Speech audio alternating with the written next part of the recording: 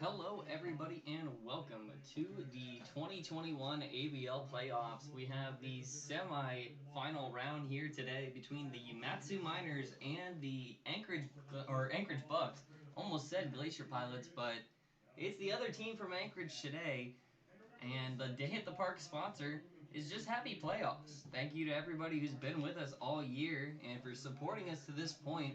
This is the part of the year where everybody's efforts are starting to pay off as the Miners chase another ring. For the Miners on the mound today, it's going to be the strikeout king of the ABL, Will Johnson. Finished the 2021 season with 62 strikeouts, two ahead of the next closest. Behind Johnston in the field today for your Miners.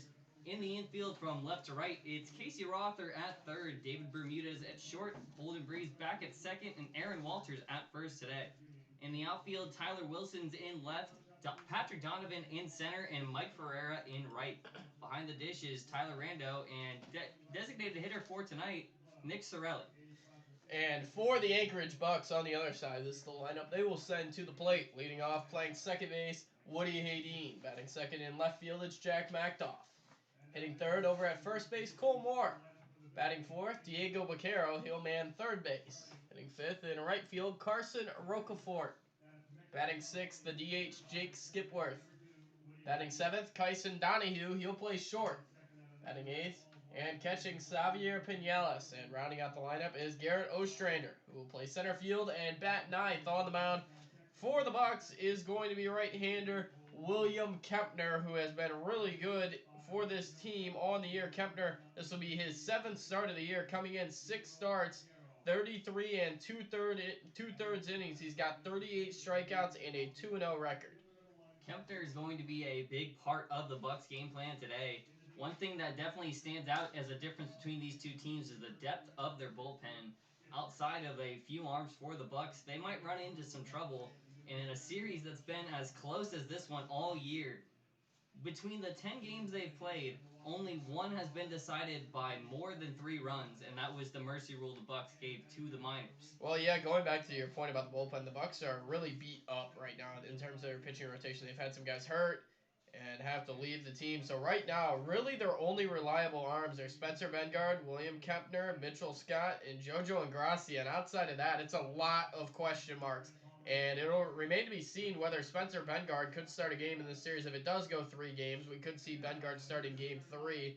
But it's a bit of an issue right now, is outside of those 4 guys, they really have nobody with an ERA that's anything spectacular, and actually have several with very below average ERAs, to say the least. It's going to be imperative that they win these first 2 games in order to not delve too deep into that bullpen and get exposed. The Bucs have won 2 of the last 3 contests between these two teams. You could say momentum is on their side, but the Miners have yet to lose a game behind Will Johnston on the mound. Yeah, Johnston going out. He's had a 5-0 record on the year, been really good. Obviously, you said he is the ABL strikeout king, and for good reason. I mean, he's got some of the best stuff in the ABL. As he'll go to the mound today, he's making start number 9 of the year. 48 in the third inning, 62 strikeouts, 5-0 record. And he's only on the year allowed 7 extra base hits, 4 doubles, a triple, and 2 home runs. He's been good at limiting those.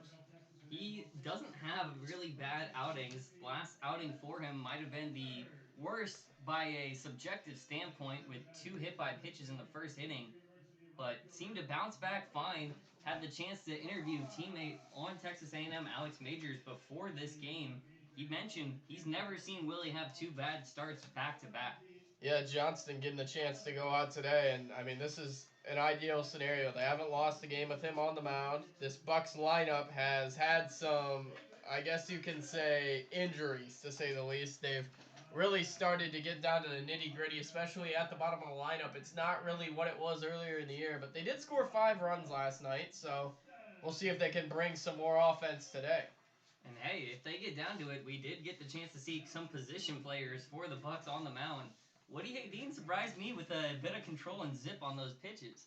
But for now, we get ready to sing your national anthem. Today it will be sung by Chelsea, a worker for the Susie Fair. We'll be right back after a short break with our anthem. Make sure you stick around for us for some more pre-game discussion.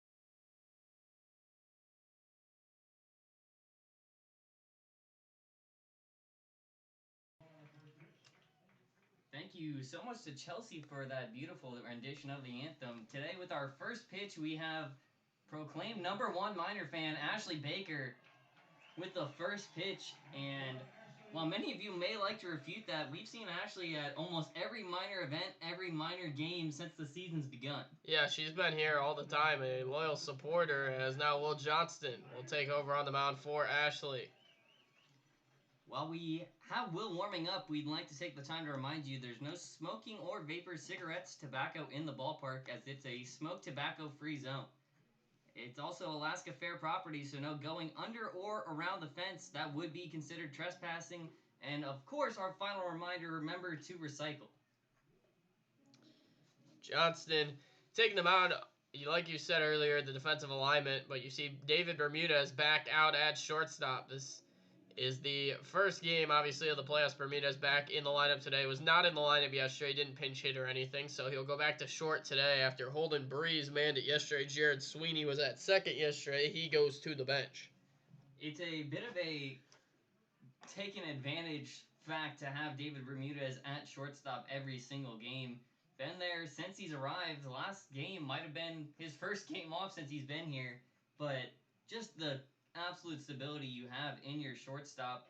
Checking the fielding percentages earlier today, David Bermudez on the year, a 95% fielding grade. He is nearly perfect. Anytime you see him make an error, you'll hear us make a comment because it's far outside the norm.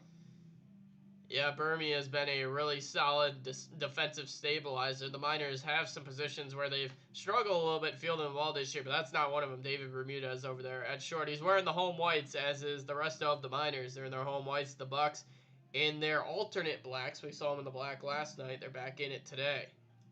Another interesting fact to point out, Patrick Donovan's still in the 8-hole, something you had brought my attention to.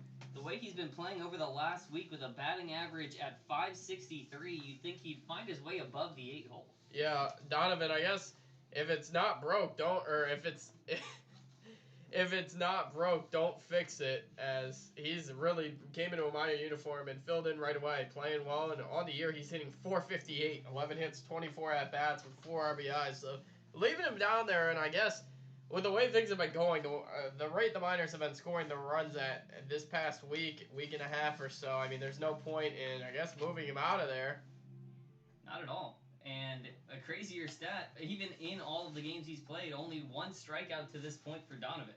He doesn't somebody that enlists to the school of thought an out is the same as an out, so might as well be a strikeout. Woody Haydeen will step into the plate as we kick off the top of the world semifinals. These teams played 10 times during the regular season. The Miners won 6 of them. The Bucs won 4. The closest of the series, aside from the Chinook series. Every game had been back and forth, but if you look at the middle, over a 6-day stretch, July 10th, July 11th, July 14th, July 15th, all Miner wins over the Bucs, and all of them were close. It's a close game team. This team performs in the clutch better than anybody. Will Johnston getting ready for his first pitch in the ABL top of the World Series as it's fouled away. Yeah, I think a big thing for Will is being able to get ahead of hitters in this lineup today. We saw yesterday what broke open the scoring for the Bucs was a Cole Moore bases clearing double, and he got into a 2-0 count. And this team loves to hunt the 2-0 fastball. Another foul ball, 0-2. Right now he's putting it in the zone, in the middle of the zone. As the game goes on, we'll get a chance to see more how Will can paint the corners. 0-2, I would expect a breaking ball. That's exactly what he gets. Gets him swinging as well. Woody Haydeen had no chance there as he's retired on strikes. Yeah, back to the dugout goes Haydeen, as now Jack Macdoff, who's been a staple of consistency this year in the Buck lineup, hitting pretty much 2-hole all year, and he's been really good too. 289 hitter, the best regular in their lineup, as Ernie Yake obviously got drafted by the Minnesota Twins, so he's no longer with the team. Macdoff has consistently been one of their best hitters in almost every category, even over the last week. See if he's able to stay hot here. Will Johnston does stay hot, gets ahead with another strike 1. 0-1. This Buck lineup is full of left-handed bats, and Mactoff is one of them. Cole Moore standing on deck, another. So the Miners going to Will Johnson, Darwin Matos for the first couple games really does make a lot of sense. Another swing and a miss there. Mactoff can't find the slider. Makes sense. Wouldn't be surprised to see an appearance from Lance Santerre out of the bullpen in one of these games either, just to keep that lefty advantage going. They do have some righties, but predominantly lefties. Carson Rocafort as well. Jake Skipworth, switch hitter. Nice job by Mactoff there. No interest in that pitch. Kyson Donahue, Xavier Pinales is a pinch hitter. I mean, there is a lot of lefties. Johnston in a 1-2 count, looking to start his day on a 2K note. Here's the pitch. Another swing. Couldn't help himself, even though it was low. Will Johnston gets his second strikeout of the game. Put the sword into his back pocket. That was a half swing, if you want to call it that, by Jack Mactoff. Made him look silly. 2 outs. Cole Moore stepping in. Bit of embarrassment at the plate. He felt it as immediately after it came past him. Cole Moore was the guy last night, as previously mentioned, had that bases clearing double. Miners were up 2-0, and it erased it. Went to 3-2 Bucs in a lead they never gave up. One of the 5 Bucs over the last week to record an RBI, actually leading in that category in that time frame. He takes one near the head to start us out. 1-0 count. First real wild-ish pitch we've seen from Johnston so far. A low pitch is also too low. Ball 2. 2-0 on Cole Moore. Like I said, it's Johnston, then Darwin Matos tomorrow. The Game 3 starter hasn't been announced yet, if it does indeed go that far. Another pitch. This time finds the strike zone in the corner. Figured he might have laid it low again, but Will Johnson, a nice job to elevate his pitch that time. Cole Moore comes in hitting .271, 3 homers, 11 RBIs. Johnston, 2-1 count, trying to even it up, but too low. The strikeout king started with 2 Ks, but the first batter to give him real struggles so far, Cole Moore. 3-1 as Diego Baquero, who led the AVL in RBIs, stands on deck. This time he does offer. It's going to get past Breeze. That one just dribbled into the right outfield. Mike Ferreira picks it up, but a single for the first hit of the ballgame. Like I said, Cole Moore, when he gets ahead in the count, is looking fastball. That's exactly what he got there, and shoveled it over into right field as Baquero is going to step in. Lefty on righty matchup. Baquero consistently been in the cleanup spot for this Bucs lineup. We'll see if he's able to keep this first inning alive.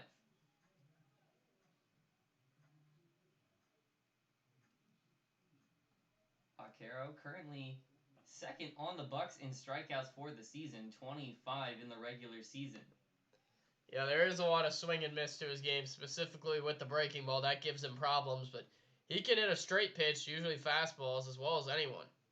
Similar to Cole Moore. There is the fastball. He puts it back into left field. He's going back. Donovan unable to get there. This one's heading over the wall. An early lead for the Bucs. Ball was crushed to left center field, and that's exactly what the doctor ordered for the Anchorage Bucs to get on the board right away. A way to revitalize that 2-out inning.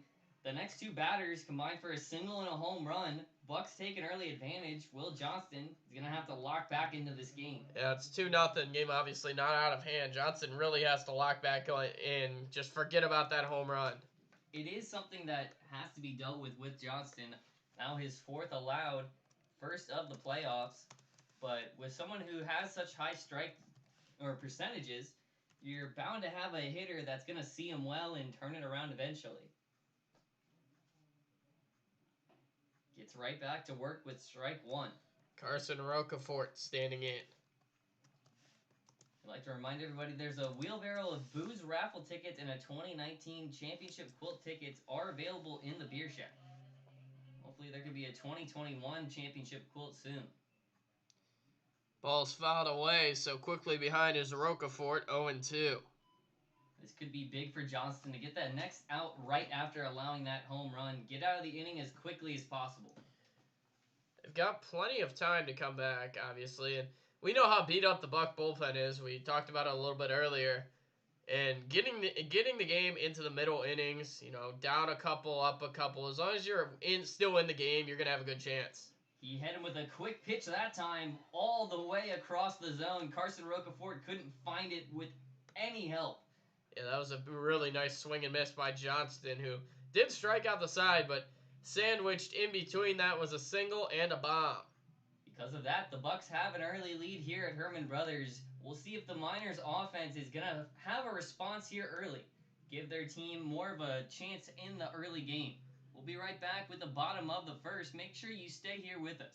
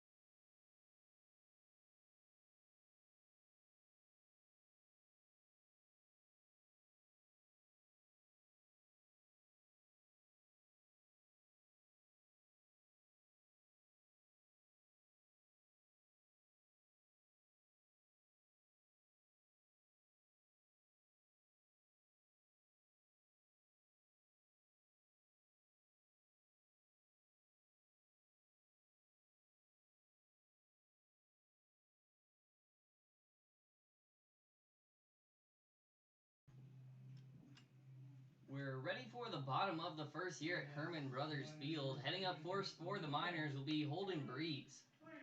Breeze, just like Donovan, has wasted no time being effective for the Miners. Steps in off a couple of hits yesterday. Trying to become the first on. The Miners down a couple of runs. Would like to at least be able to get one back in the bottom of the inning. It's going to be tough with a pitcher like Kempner, starting with a strike there. Kempner is averaging more than 9 strikeouts per 9 innings. He can really run it up there with the fastball up to the mid-90s. Another strike, that time on the other side of the zone. 0-2 count to the first batter. Holden Breeze hoping to avoid being fanned here. Going to get the delayed strikeout called. Takes that one looking. Every one of those pitches just cutting the corner of the zone. Yeah, Breeze not even offering any of those. Offered little resistance. First strikeout for the pitcher, Will Kempner. Going to need more aggressive at-bats than that if you want to make this a competitive ballgame. Tyler Wilson, the Grand Canyon University product, next to bat for the Miners. Another fast pitch. Takes that sidearm action. This time it gets too far away for ball one.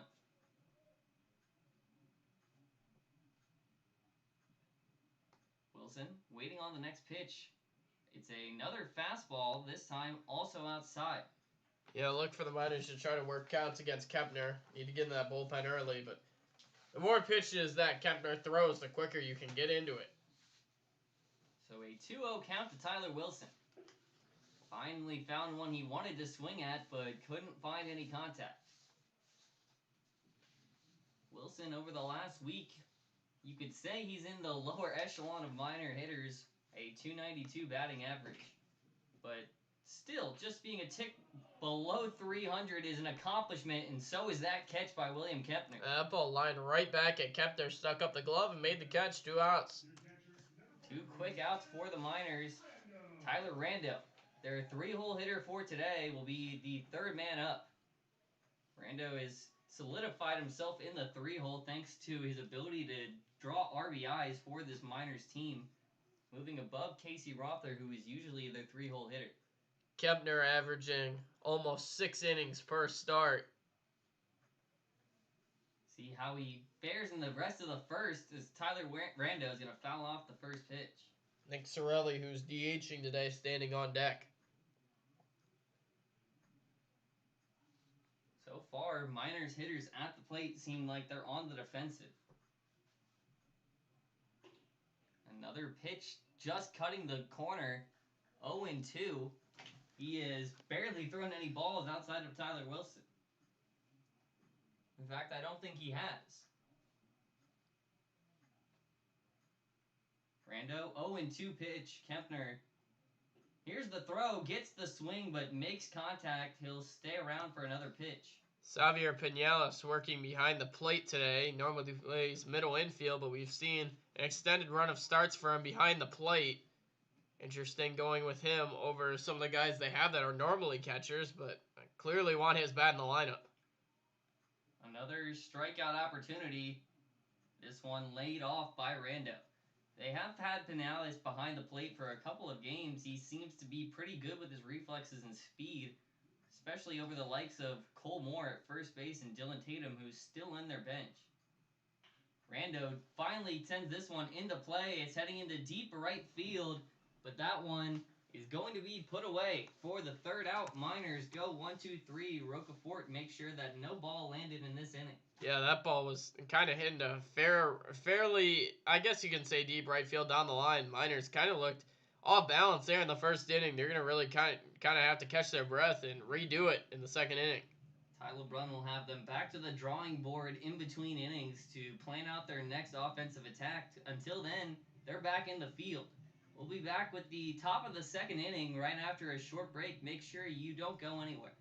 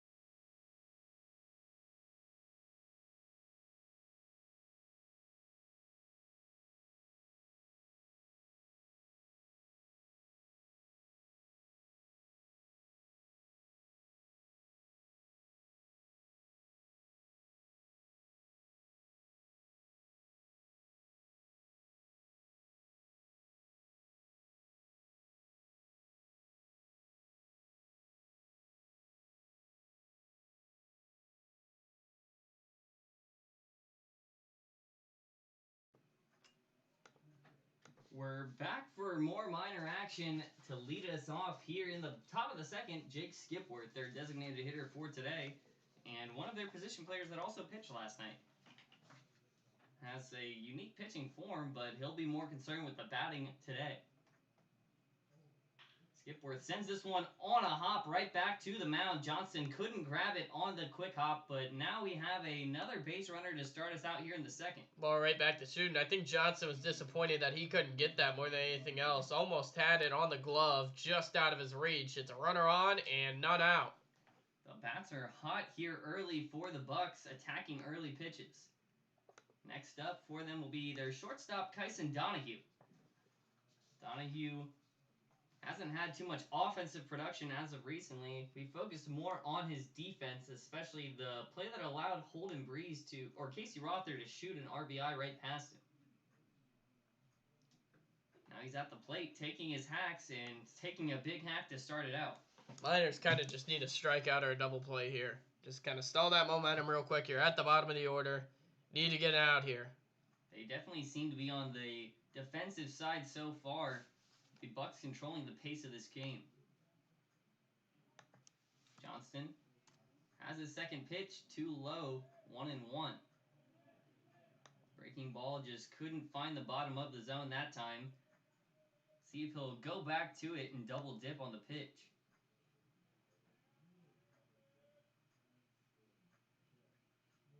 Another fastball gets him. That one's strike 2. No advance from Skipworth on the higher velocity pitch. 1-2. Donahue going to try to protect here. Lefty on lefty matchup. I expect to see maybe an overhand curveball, that 12-6 that he likes to throw. Low and away slider would also work here. That one too far outside. Good eye by Donahue. Counts 2-2. Standing on deck is Pinales, switch hitter. He'll bat from the right side. Donahue laid off the last pitch. Will he have the willpower to lay off another one outside of the zone?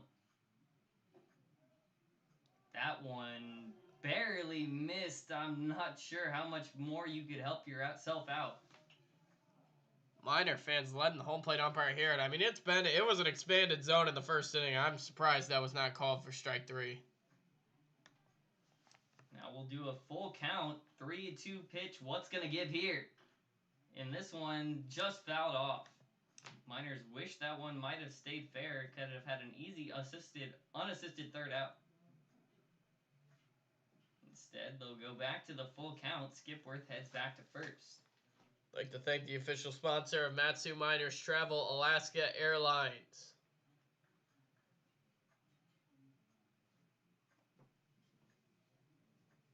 Johnston's getting resettled on the mound. Skipworth getting a bit of a unintentional stare down as Johnston's trying to refocus himself. The Aggie has what he wants. Here's the delivery. And he gets the strikeout, his 4th of the game. Yeah, he's gotten a bunch already racked up. 1 out. That breaking ball is absolutely deadly so far today for Will Johnston. He'll hope to do it again for the next batter. The catcher for today is Xavier Pinales. Garrett Ostrander stands on deck. He's the 9-hitter. This one sky high, not going to be able to be pulled down. And Ostrander is in the 9-hole, but for the last week of play, he's been their best hitter. Don't let the 9-hole deceive you. He can put the ball in play better than most anybody. Another inside pitch gives him strike 2. Will Johnston freezing him up on the hands. Home plate umpire appears to be favoring more east-west with some lenient strikes, more so than north-south. One that favors the pitching style of Will Johnston, but couldn't call the 3rd strike there. Count sits at 1-2. Hoping to keep Skipworth over at first. Here's the pitch. Another foul ball.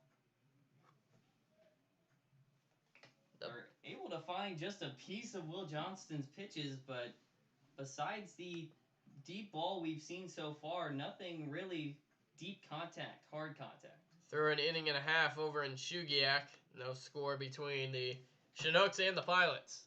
Here's another pitch, fouled off. This one possibly could be brought in as Casey Rother stands under it in the foul ground for the 2nd out. Yeah, that was a can of corn. Popped that up a mile high, but Pinales put away for out number 2. Johnston relieved to have the 2nd out. Now he'll have to get through Garrett Ostrander to escape this inning and strand another runner.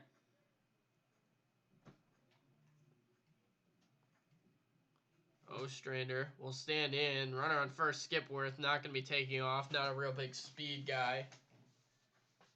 A 400 slugging in the last week for Garrett Ostrander. Their center fielder will hopefully advance his teammate.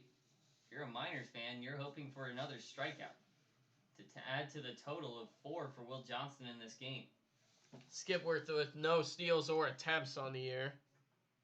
So it'd be shocking to see him on the move. Doesn't strike you as somebody like Woody Hayden that can fly off the backs.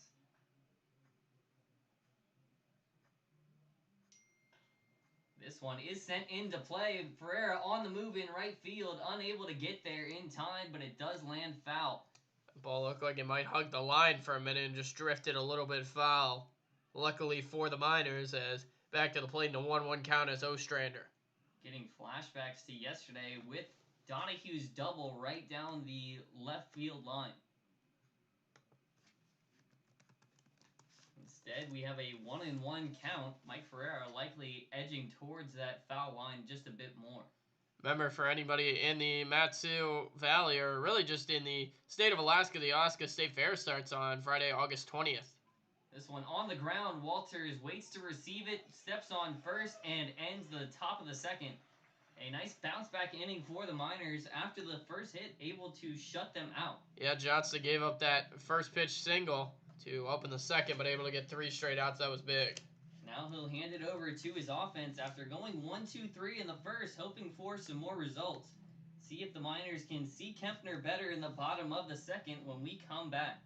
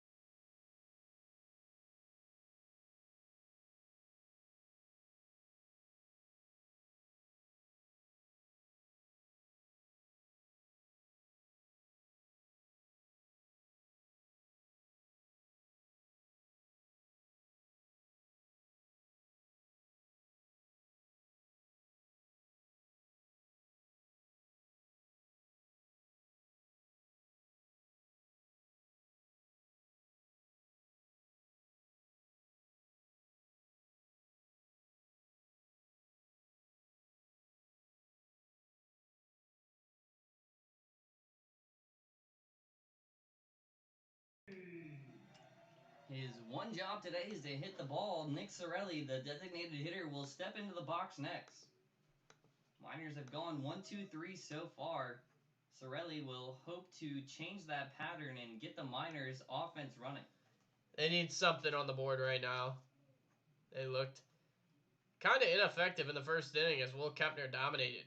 This one sent into the field, immediately getting on the board with a single. Nick Sorelli's back in business. Sorelli starts the bottom of the second just like the top of the second did. A single to right field.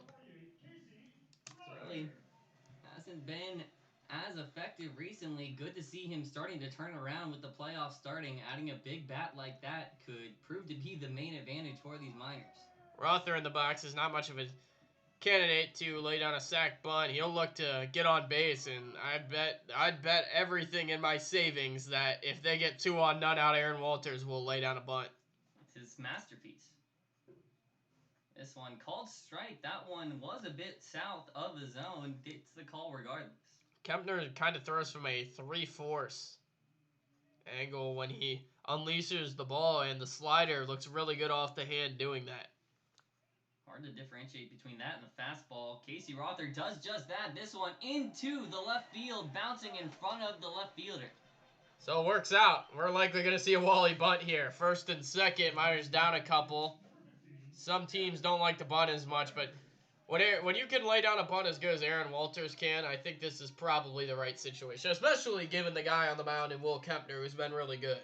They appear to be expecting just that. You already see Diego Baquero standing on the infield grass. Yeah, he's kind of playing on the lip of the grass. You can't play too far in, though, because Wally can swing the bat. He almost had a home run yesterday, and a pinch hit opportunity sent the right fielder, I believe that was Carson Rocafort, all the way back to the wall. See what Wally's ready to do is he does square up to bunt, pulls it back, but still strike one. Yeah, didn't offer at that one. Interesting. That one looked like a good one to bunt, but holds off, and it's 0-1. Wally likely to square up for a second time here.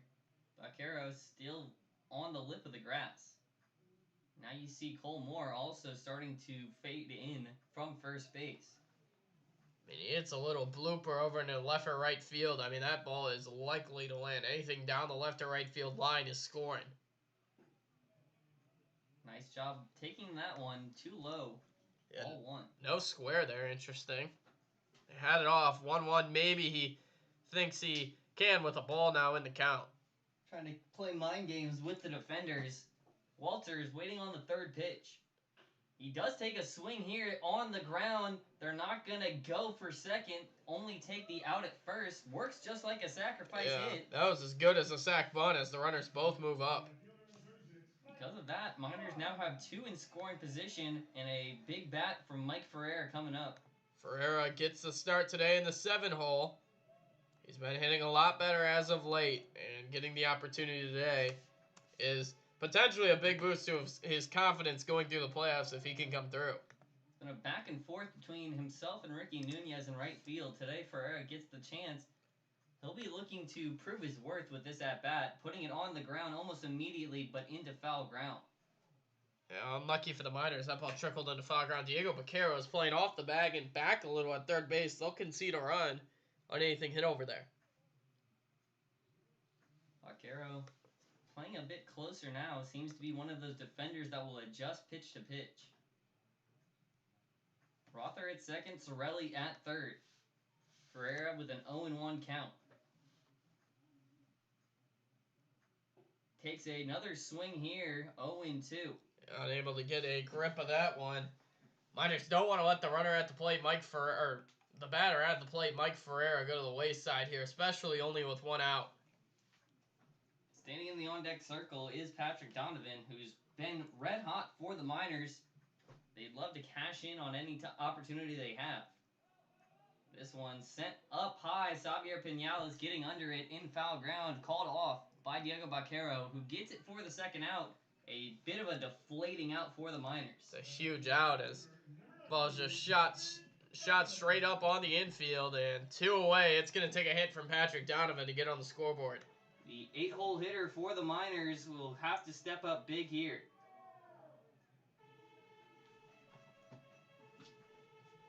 Not much of an issue for somebody batting .563 with a slugging of .750. Those are just absolutely ridiculous numbers for somebody not known to have a whole lot of pop. Over the past week are those numbers.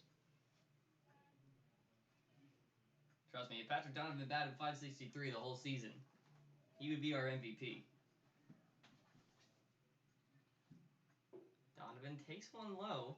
He's definitely not going to be bunting this time around. He's going to try and laser a shot into the outfield. It needs one into the outfield. Rother with a healthy lead off of second. Anything to the outfield, he'll try to score and tie this game up. Donovan takes another big swing, or his first big swing, for strike 1. Unable to get a grasp of that. Kempner trying to really work around some major damage. Pivotal spot in this at-bat. Donovan with a chance to tie the ball game here. Good eye weighing off of that one. Could draw a walk, but there is a free bag at first. No runners would advance. I want to thank a sponsor of the 2021 Miners Summer Clinic, Alaska USA Federal Credit Union. This one is going to be shot down. Gets down in front of the right fielder. Casey Rother's heading home. The relay not going to be in time. Absolutely huge to get on the board there. Patrick Donovan is doing such a great job for the Miners in the 8-hole. So I guess, like I said pregame, if it's not broke, don't fix it. 2-run single out of the 8-hole. Donovan being in the 8-hole seemed to work out there for the Miners. Tie ball game at 2 apiece thanks to that 2 RBI single. That's clutch. They needed a hit right there after the 2-spot in the first inning. This game's brand new, and with the way the Miners bullpen operates, the way the Bucs bullpen operates, keeping this game tied is absolutely critical. Miners simply need to focus on staying competitive into the middle innings. David Bermudez backs off the plate as he has to avoid ball 1. Donovan, those 2 RBIs tying his last week total. This one, a weak line drive, gets down. He was just able to get his glove underneath of it. Kyson Donahue, what a play in the field in order to move over and make that grab. The Miners get what they wanted. Patrick Donovan comes through with an absolutely huge hit to tie this game up at 2. They got what they came for. Patrick Donovan delivering the tie ball game through 2. It's 2 apiece. we head into the third in a close contest so far. Make sure you stick around and stay with us for the third.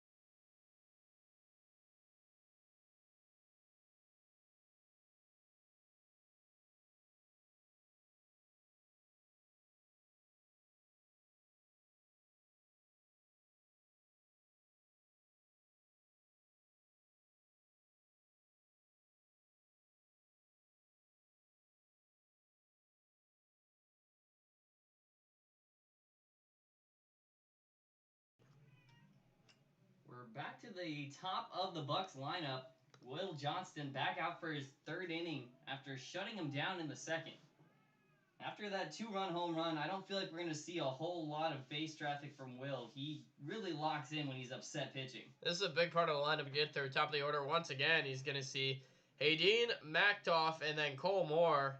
And then if it could get to him, standing in the dugout right now, Diego Vaquero, who got to him early with that two-run home run in the first inning. Basically a new ball game right now at 2-2.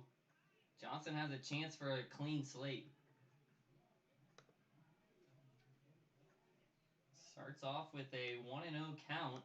Woody Haydeen, who has plenty of speed, something on the ground on the infield. He could have a chance to beat it out, but he'll whiff on this next pitch. Miners infield playing kind of back on Haydeen.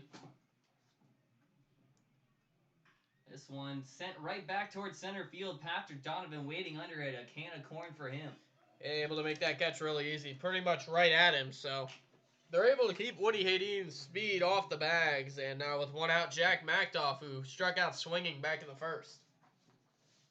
Mactoff became one of two strikeouts to begin this game, both swinging between him and Woody Haydeen. Haydeen already flew out to center. Mactoff will look to hopefully put something into play. If you're Will Johnson, you don't want to see that at all. It was really cold earlier. It's really warmed up, especially in this booth with the sun glaring in. It is one of the brightest days all year. Seemed like the clouds just dissipated. Now the sun coming down pretty hard. It was high 50s, low 60s throughout most of the afternoon. It's recently just gotten really sunny. That one also getting away. Something to keep your eye on. If we see anything heading towards left field, that sun is heading right into their eyes. So we've already had a few run-ins with the sun being a problem before. Johnston again low, ball 2. It seems like Rando just has such a good feel for what each of these pitchers is going to do. He never really seems behind or tries to react too late to a wild pitch. Good job there, framing the corner of the zone. That's strike 2.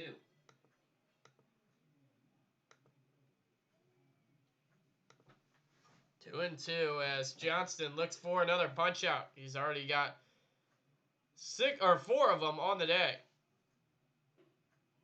That one too far away. Hard to lay off. Mactoff manages to pull it to a full count. 3 and 2. Don't want to let him get on, especially with the men coming up next.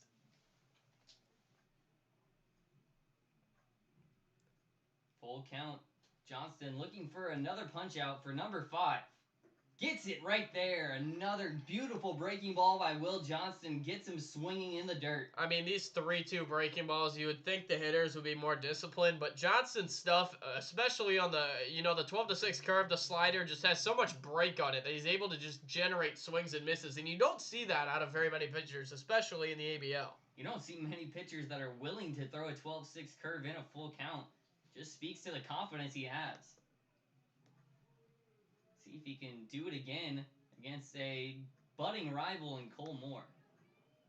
Moore's first trip up, he singled sharply into right. Nice low strike there from Johnston. Finding that low part of the zone, getting ahead of hitters, and then being able to deploy the breaking balls when ahead in the counts is critical for Johnston, as he's got as good a stuff in those counts as anyone has. Now he's 0-2. Cole Moore didn't even look interested in swinging there. Now he's in a deep hole 0-2. Johnston, when he has his strikeout numbers up, that's when he's at his best. He's a power pitcher at heart when he can push his fastballs past you. Here's another chance for a strikeout. This one on the ground. Walter's there for an easy unassisted 3 out. There's the third in the top of the 3. And Will Johnston has really retaken control of this game for the Miners. Yeah, he looks really good. He's up to 5 strikeouts on the day. And getting through 1, 2, 3 in the order like the way he did, sent him straight up, straight down with the strikeout was a big step in the right direction. That's back-to-back innings by Johnston, shutting out the Bucs. After some offense in the last inning, he'll hope that his team can take the lead in the bottom of the 3rd. We'll be right back with some more Miner action in the bottom of the 3rd next. Make sure you stay right here.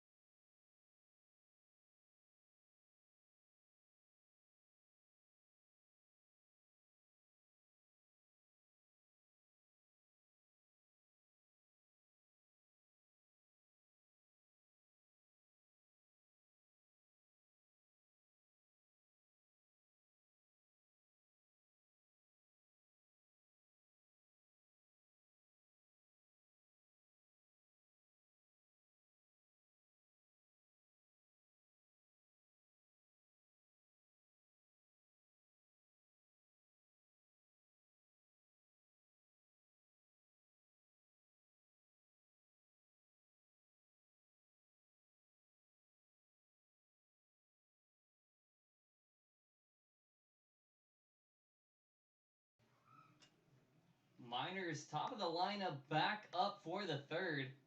Both sides have been pretty equal so far. Through 2, 9 batters have come up to the plate. But in the top of this inning, Will Johnston dominated through 3. Holden Breeze back up for the 2nd time. First time up took 3 pitches looking. This time he's starting it out with a similar pattern, taking that first strike low. That time, the take is a good call, as that's ball 1. Came with the slider, started away, ended up away. Good pitch to lay off there if you're Breeze.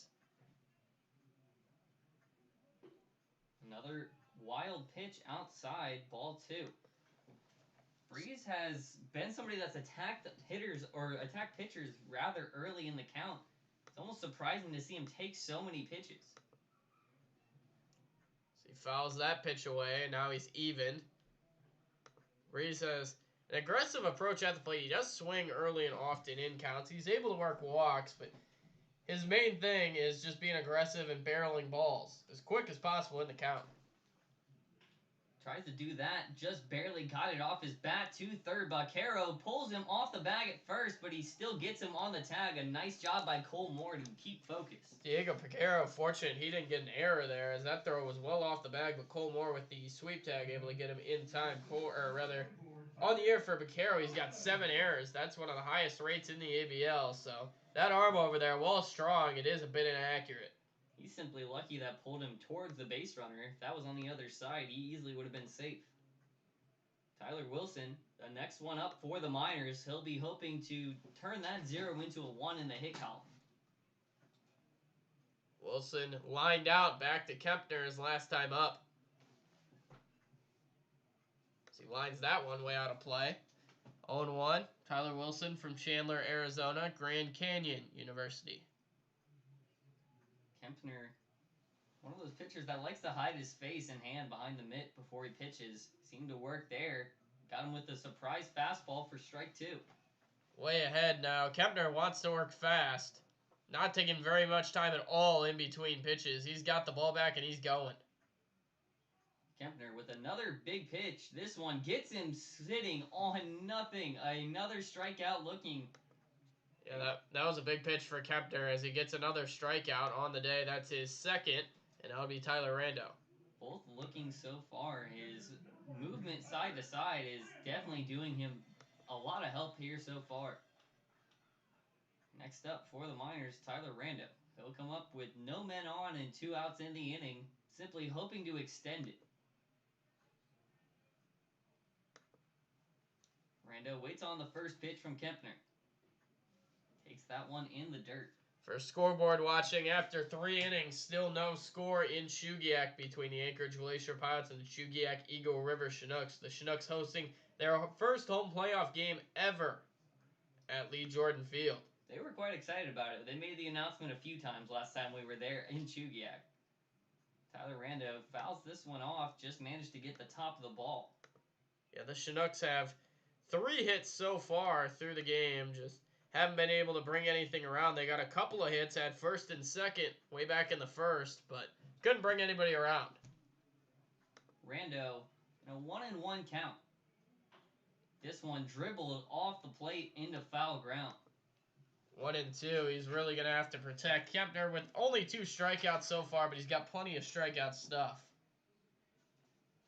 Those 2 strikeouts are not doing him the service he deserves.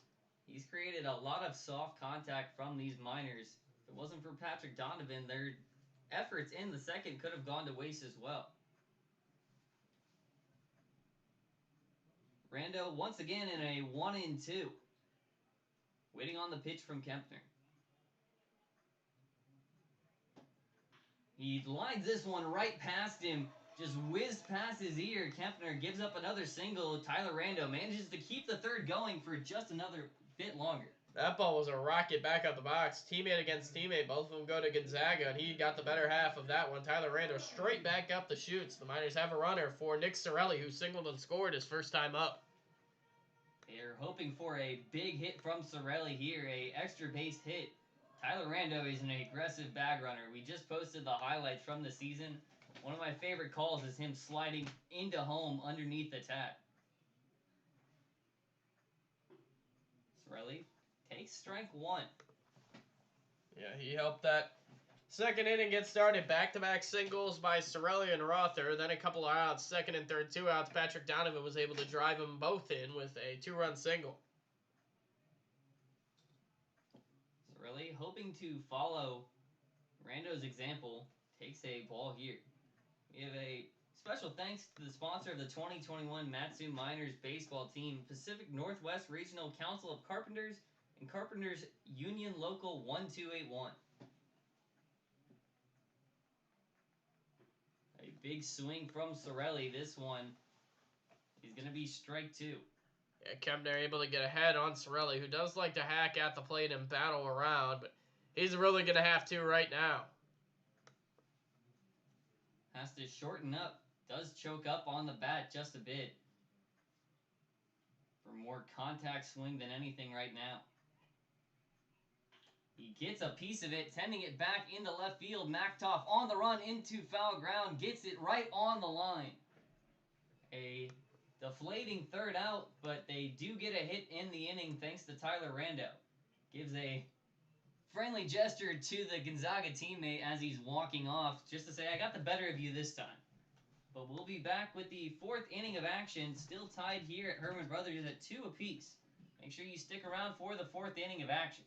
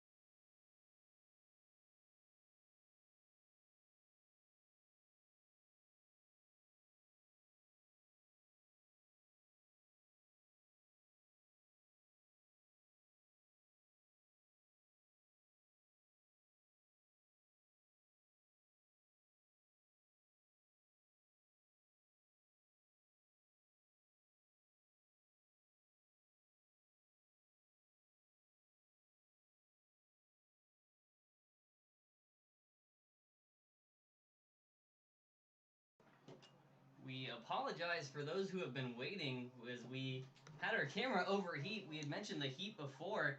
Didn't think it was affecting our technology, but we are back now, have it covered after we led off the inning with a single from Diego Vaquero. So an 0-1 counter, Carson Rocafort. Yeah, hopefully that doesn't overheat again. We haven't seen that yet this year, but hopefully it's up and running and you can hear us as Rocafort stands in and tries to move that runner over. Johnston couldn't get the call that time. 1-1 count to Kyson Donahue. Or, correct.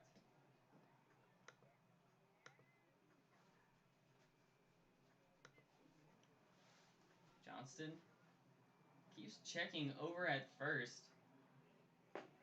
For good reason, Rocafort misses. Big Bear swung with a heavy bat, but couldn't find a piece of the ball. Couldn't have hit that with a couldn't have hit that with a boat paddle. That ball was way away from the bat. Johnston looking to embarrass him again at the plate with a 1-2 pitch next. A laser pass right down, but too low. Rando checked over at first to see if he could catch the runner. Done that multiple times this year. Not going to be the case so far with Diego Vaquero. So a 2-2 count. Like him to roll over something or get the punch out. A high pitch inside makes it full. We're back to another full count. So far, Will Johnston seems to thrive in these situations. 3-2. Probably won't see Vaquero take off. He doesn't have any steals or attempts on the year, but maybe a hit and run. Third full count of the day for Johnston. So far, he's 2 for 2 with outs, trying to make it 3 for 3.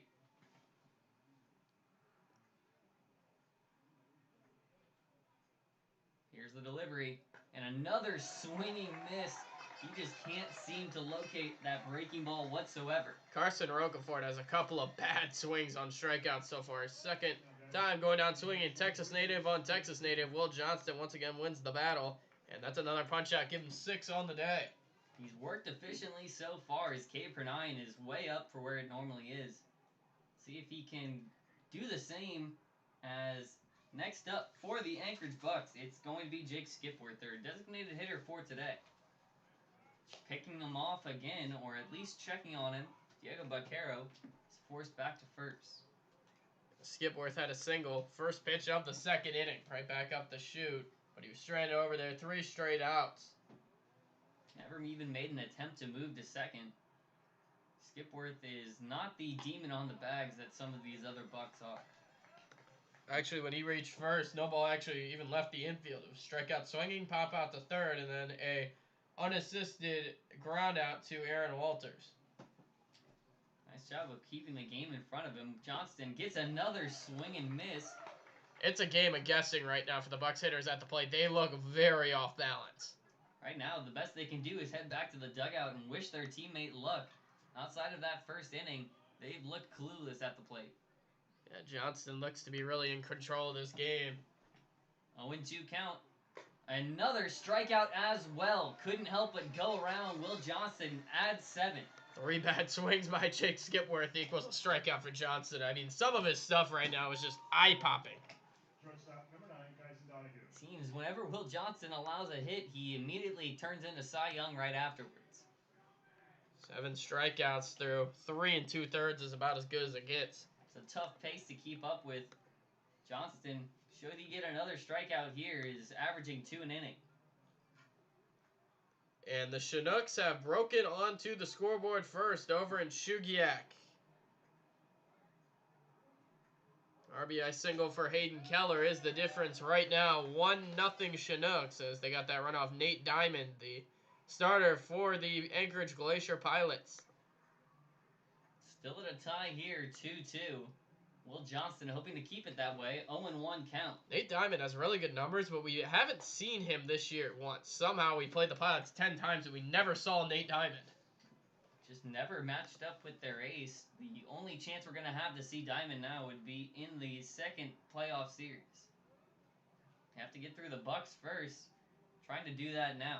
Johnston, 1-1. Vaquero over at first.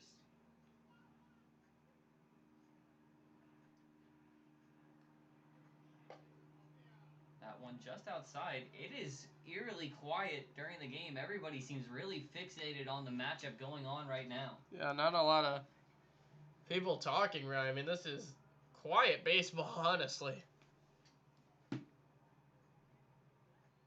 Quick baseball so far as well. Johnston gets a beautiful strike there. Way to just snag the corner on the way down with that curveball. Yeah, just got him. 2-2 count now. Another chance to escape the inning unscathed should he strike him out here. Donahue at the plate. Waiting on a 2-2 pitch. But no offer. Gets back to first slowly, but just in time. Brando constantly pushing the issue over at first. He's not going to let any runner get comfortable. It's a 3-2 count. And the runner's going to be on the move. 3 for 3 throws so far on outs in full count scenarios. Will Johnston pushing his luck into the fourth time.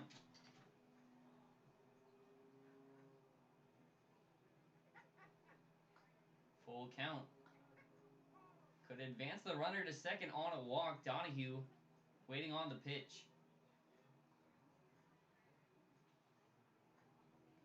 Goes for second, takes the swing. That was the wrong decision. Will Johnston made him inside conscious and got another swinging strikeout. He's been so good so far. 8 strikeouts through 4 innings. He's been rolling through the lineup so far, and now he needs his offense to give him a lead so he can try and add another win on the year. We'll be back with the bottom of the fourth action after a short break. Make sure you stay here with us.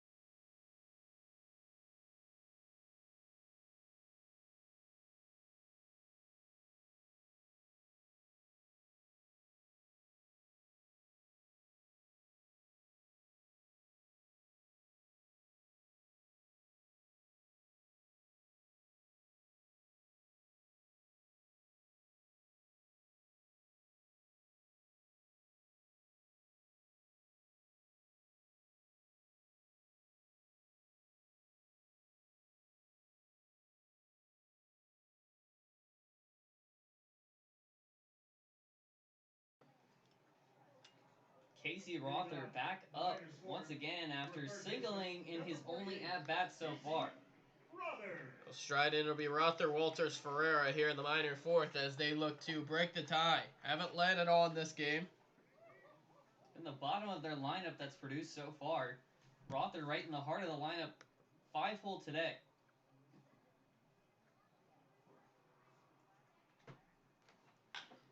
Lines the first shot. It bounces awkwardly over to Donahue, but barely beats him out. Rother looked like he had a chance to beat that one out. Yeah, that play was really close at the bag. Donahue didn't really have a huge sense of urgency, but was just able to get it over there in time. Came off the bat somewhat awkwardly. Wasn't sure if Donahue knew where it was going to land.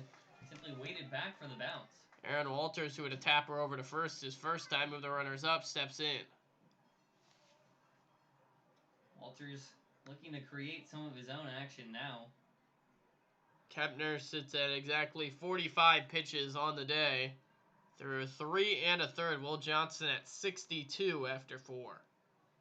That first pitch out definitely helping his pace so far. Kempner with the next pitch is very wide.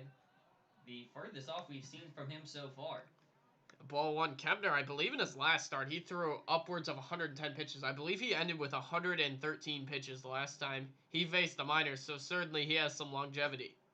Well, if they want to avoid their bullpen, that could be one way to go. 2-0 count right now to Aaron Walters. Still haven't seen a walk in this game from either side. This one put on the ground as well, right near Moore, tossing it over to Kempner. There's an easy second out. Second time he's grounded it over to first base, this time covering Kempner, able to make the play. Unfortunately, no runners to advance that time. Mike Ferreira, the next one up for the Miners. He put a ball in foul ground that ended up flying out to third baseman Diego Vaquero last time.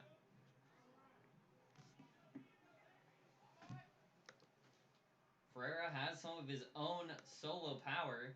He's hit a solo homer here at Herman Brothers, right over the Fred Meyer sign in left field.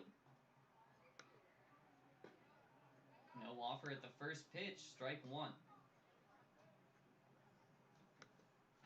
Mike is a hitter that usually likes to take the first pitch or so.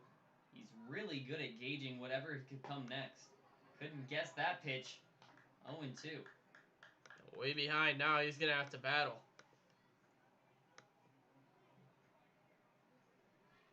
Ferreira hoping to avoid another 1-2-3 inning.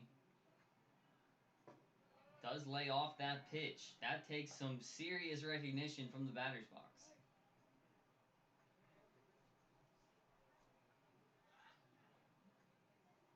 Infield playing somewhat deep on Ferreira. But he's still going to keep playing this back and forth game with Kempner. 2-2. It counts 2-2. Ferreira, last time he popped out into foul ground, looking to maybe put it in play here. Does have a home run on the year, granted in exhibition. Fouling that one away. We'll do it again on 2-2. Ferreira hoping to keep the fourth going for just a bit longer. And he does that with a pitch inside. That one seems to hit him, and that's going to be a free base for Mike Ferreira. Yeah, maybe just got him near the foot as he'll take that. It's a hit by pitch, and Kempner, that's his first hit by pitch or walk of the day. I don't think any hitter's ever going to refute a free base. Mike Ferreira takes it happily. Sends up the man with 2 RBIs on his name already. Patrick Donovan looking to put something in play again.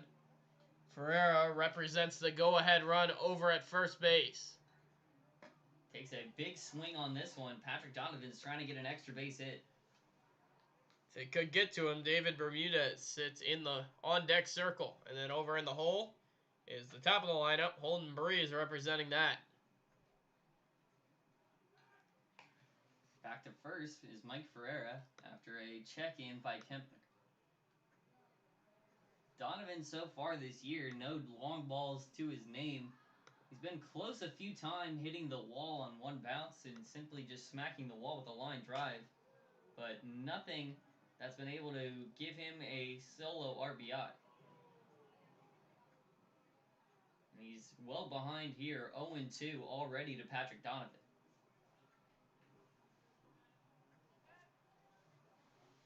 Donovan backed against the wall, hoping to advance Ferreira to second. But we're going to take time here. So everyone steps out of the batter's box and prepares themselves again.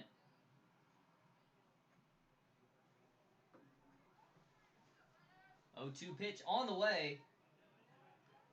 Just barely missed there. Surprised not called a strike. We've seen that same pitch generate plenty of strikes so far. Donovan with some extra opportunity in a 1-2 count. Tries to make the most of it, but just fouls that one away. He likes low pitches. He is a hitter that will golf balls out of low zones all the time and try and send them into the outfield. Kempner is going to keep pushing that issue. He might get a swing and miss, but he also might get burned again. Exact even scoring lines today for both teams. 2 runs, 4 hits, no errors. Donovan with another pitch. Fouls it again. Putting together a nice little battle. 5 pitches so far, seen just 1 ball. Trying to find his way aboard. Miners bottom of the lineup trying to find a way to get through. If anyone ever sees Patrick Donovan without his sunglasses, just know it's a rarity. Obviously, he has them on now in the game, but I don't think I've ever seen him take them off. Donovan fouls away another one. We're going to keep doing this dance at 1 and 2. It's a bunch of foul balls in a row. Trying to extend the at-bat as much as he can. Kempner might put one far outside the zone the way he's been fouling balls off. He does get into one. This one's just going to end up high. After all those foul balls, Patrick Donovan put away on a foul out. That'll end the 4th. Miners do get a hit by pitch, but nothing more. We head to the 5th in this quick-paced game. Both sides still even. 2 runs, 4 hits, no clear leader. We head into the 5th, hoping to break our tie. Make sure you stay here with us here at Herman Brothers Field.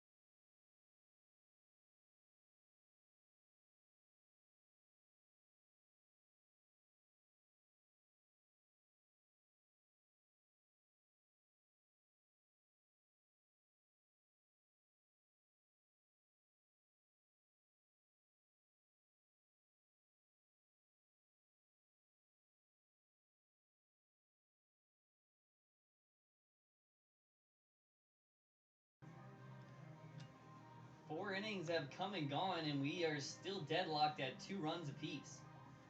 Miners been on the back of Will Johnston's great strikeout performance so far. 8 strikeouts leading into the 5th inning. Yeah, he's been really good and trying to continue to do good as he's at 62 pitches. He's got at least a couple of more innings in him if he goes by cleanly. And Xavier Pinales, switch inning catcher, batting 8th, will step in. His first time up, he popped out into foul ground. We've seen Will pitch a full 9 innings, even in a game that went extras. Whenever he's needed to go the distance, he's up for the job. Got a long job ahead of him. Got to keep this game even. Do his part and hope his offense can get on the board. This one on the ground immediately. Johnston over there and a quick first out. Pinales thought he could catch him off guard, but Johnston with a nice quick first step. Somewhat of a good idea, but just didn't get a lucky roll. That ball was bunted almost exclusively right back to Will Johnson. That was an easy play. He picked it up, took a couple of steps, and had a little flip over to first, so he had plenty of time. Take that all day long. So it goes 1, 2, 3 on that ground out. The Alaska Railroad would like to remind our friends and neighbors, wherever you see railroad tracks, always expect a train. To stay safe around trains and tracks, look, listen, and live. Another good fastball in there. That side just a bit too far outside.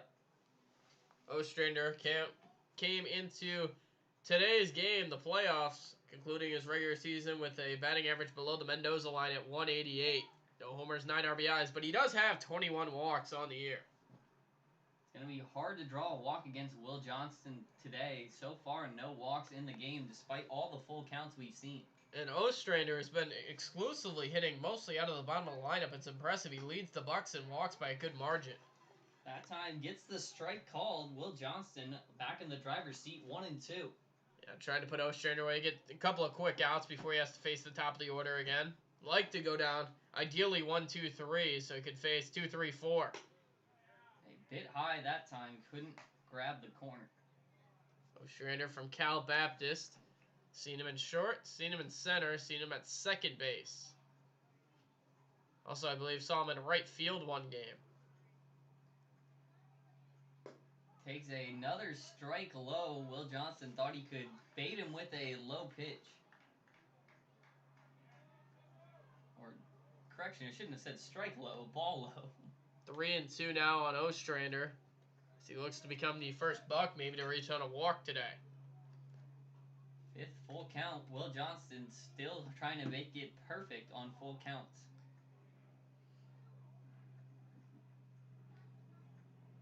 Here's the pitch. Gets him to back off and lay off the pitch. So Ostrander, a 1-out walk as he'll reach first. He's got good speed over there. On the year, though, 4 for 8 in stolen base attempts, so hasn't been the most efficient. And Tyler Rando behind the dish has plenty of arm strength to reach second. He's thrown out a ton of runners so far this year. Here's a couple of minors down the bullpen, taking off their warm-up jackets at least. No throwing yet, Johnston. Pitch count isn't too much of an issue yet as he sits on the day at 70. So maybe just trying to get him loose as quick as possible in case things get away from Johnston. It does look like Evan Floyd, one of their usual closers, maybe just trying to warm up with how sunny it is outside. Johnston gets a nice pitch on the inside. Woody Hayden can only hope to foul it off. Yeah, obviously in the playoffs, so you can see guys in more high leverage situations than anywhere else. Alex Majors, who we've almost seen exclusively out of the 9th inning role, I mean, he could be used at any time. If there's a high leverage situation, let's say the 7th, bases loaded, 1-out type deal, they could very well go to Majors.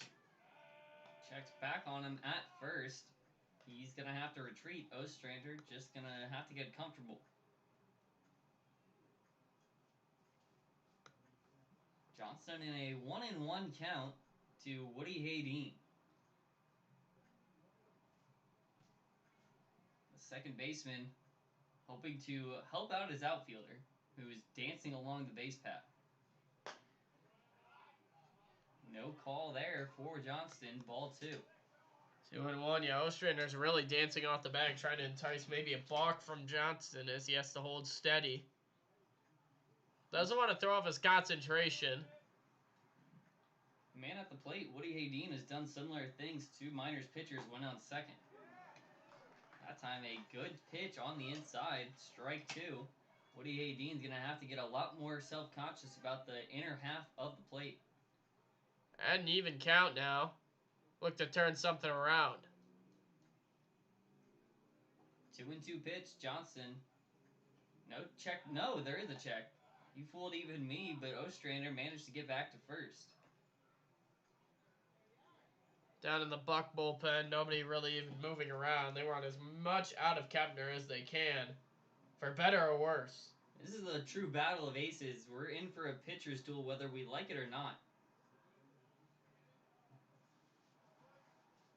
Johnston starts to go around but holds off as Rando had to stand up to grab that one. Woody Hayden in a full count now, and I wouldn't be surprised here to see Garrett Ostrander on the move with 2 strikes and a full count.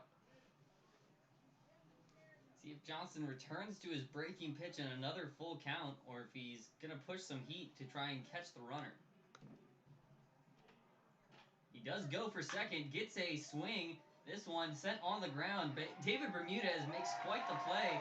Lost his balance, jumped right back up, and makes a good throw. Very few guys can make that play, and Bermie's one of them. Able to really make that play after an unfortunate tumble to the ground. He's able to keep his balance, pick it up, and throw out maybe the speediest Buck, Woody Hayden, at first. The runner does move up to second, but just getting that out there is big. Going to take a base hit now to drive home Garrett Ostrander standing at second. Jack Mactoff, the left fielder, is going to be the one to do it. So one outfielder trying to help out the other.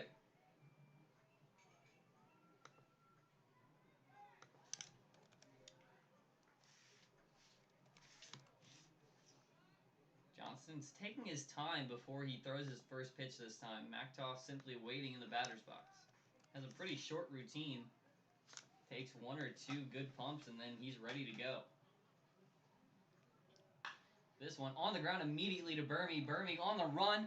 Makes it a short throw and an easy out at first. That play was a lot harder than it looked. Right near the umpire, had to come on the charge. Got it on the run. Flipped it into his hand and was able to make the play, and the Miners escaped damage here in the 5th. Thanks to some good defense, now we have 3 straight innings, no scoring on either side. We're still deadlocked at 2 apiece. Make sure you stick around as we have the bottom of the 6th coming up.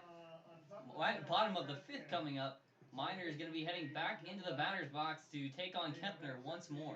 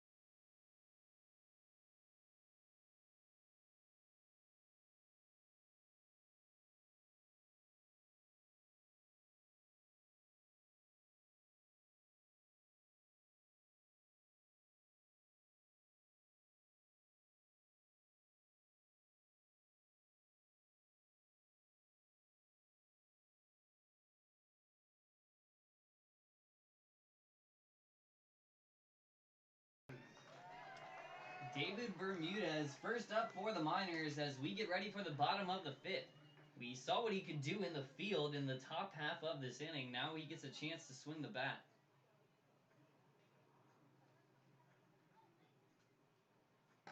Burmy lays off of the first pitch, ball 1.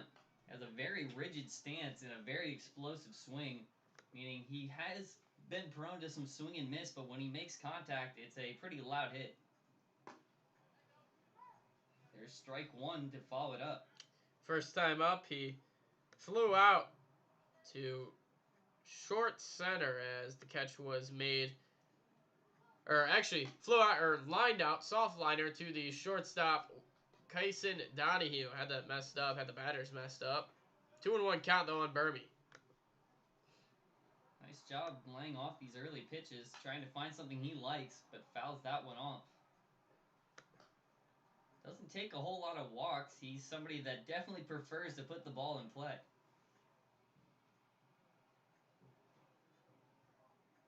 And Bermudez get on to start the Miners bottom of the 5th here. He puts it on the ground into foul ground, just barely bounced to the left of the third base bag. Yeah, just barely foul. That ball gets through, and he'd have 2 bases easy. If Vaquero over at third was able to get that ball, it was going to likely be a jumping long across the diamond throw, one that is usually reserved for MLB players. Burmy takes strike 3 looking, a bit of a quiet call from the home plate umpire, but another strikeout looking. It's the 3rd strikeout of the ball game for William Kempner. Hasn't had eye-popping strikeout numbers, but he settled in after that 2nd inning. We're seeing 2 different philosophies of pitching. Will Johnson starts in the zone and breaks out. Kempner starts outside and breaks in for looking strikeouts. Next up will be Holden Breeze, somebody who's taken one of those looking strikeouts so far. Oh. He'll start behind again, 0-1. Make that 0-2. Kempner working way ahead as he continues to pound the strike zone. Miners taking their time trying to figure out what Kempner's going to bring to the dish. It's hard when you're already behind 2 strikes in the first 2 throws.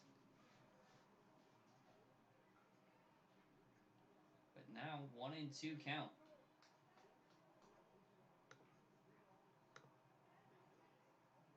Breeze also has a pretty rigid stance, waiting on the next pitch. That one low. For a ball, yeah, the Miners don't have any base on balls here. They do have the one hit by pitch as Breeze is working in this count now. Kempner around 70 pitches today on the day. This one fouled off, just managed to maybe grab a seam of that ball. That last pitch was actually pitch number 71, and Kempner's really pounded the strike zone. 50 strikes to just 21 balls. That's a disgusting ratio. Yeah, it's a pretty good ratio. He's able to pound the zone. Doesn't miss very often. Holden Breeze hoping he does miss here. This one just lined. Donahue falling back into short center, manages to put him away for the second out. Little pop up there by Breeze, who's now 0 for 3 on the day, and with 2 outs, it's going to be Tyler Wilson, who struck out his last time up. Kempner's creating a lot of awkward contact from the Miners. That time, a definite jam shot on Holden Breeze. Donahue just had to take a few steps back. Tyler Wilson 0 for 2 as well on his line, hoping to get his first base hit of the game and wake up the Miners offense that's fallen asleep since the second. Just 1 hit combined so far for the 1-2-3 in the Miner order as Wilson takes a ball there. 7 at-bats, just 1 for 7.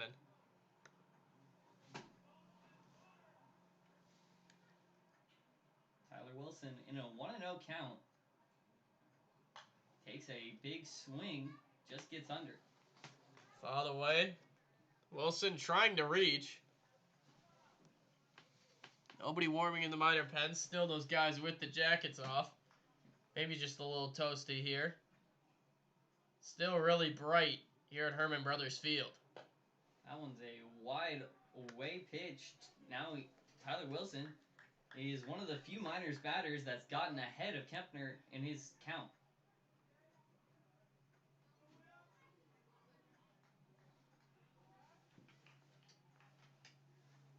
Slowing down his sequence, but Kempner can't find the zone again. 3 balls to 1 strike. 3-1 count. Wilson could be hacking, maybe looking for the fastball, but if it's not his pitch, I wouldn't expect him to offer. Infield playing back. Gets the strike 2. Tyler Wilson certainly didn't think so. He was about to take off that shin guard, threw the bat away, but called back to the box, and it's going to be full. He can't believe it. He was fully ready to commit all the way down to first. Now he's going to have to face a full count. Kempner hoping to avoid his first walk of the day.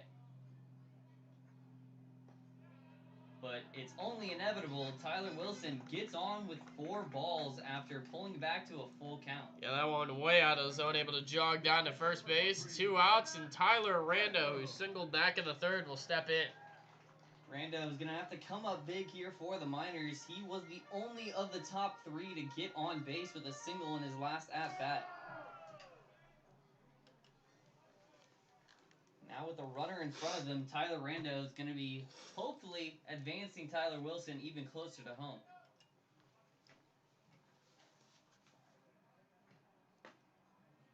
Low strike 1. Only seen 1 home run from Rando this year, 20 RBIs, however. He has a habit for bringing his teammates back home. He does have some extra base pop as well. Anything for extra bases, Tyler Wilson will certainly try to score, and he's got good speed over at first as Kempner checks on that speed. Kempner not used to having a whole lot of runners around him. Checks on him again. Expect Rando to be aggressive. And he doesn't want to get down the count against Kempner. He got down the count last time and had a base hit, but it's few and far between his down the count hits against Will Kempner. Rando does try to go for the second pitch as well. Fouled off, 0-2. Now he has to shorten up. 0-2. Tyler Wilson, two Tylers, in the batter's box and on base. Tyler Wilson, we haven't seen him go yet. Maybe sometime soon. He tries to get him with a quick move over to first, but no good. Tyler Wilson still fighting the battle at first. He's not able to get a real big lead either. Doesn't want to get picked off. Kepner does have a pretty good move over to first base. The runner's on the move. He's not going to offer or throw it second. No desire at all. Xavier Pinales just seemed to give up. Yeah, Pinales was trying to frame that pitch, and Tyler Wilson didn't get a great jump there either. So, I mean, if that pitch is there, he's probably, or if that pitch isn't there and he doesn't frame it, he would have had a chance to throw out the runner at second. Now, a single or a double, which likely would have been close at the plate, could easily score a run from second. Tyler Rando in a 2-strike count. Just manages to get a piece of this one. Heading back is Cole Moore, and behind him is Woody Haydean. A bit of an anticlimactic end to the fifth, but the Miners are retired. Still no scoring in this one, besides the 2 runs each team put up in the first 2 innings. Yeah, no scoring. The Miners trying to just keep this deadlock tied as Will Johnston goes back out to the mound for the 6th. Can only depend on Will for so long. He does head back out for the 6th, but how long will we see him go? Make sure you stay tuned in so you don't miss a moment of it.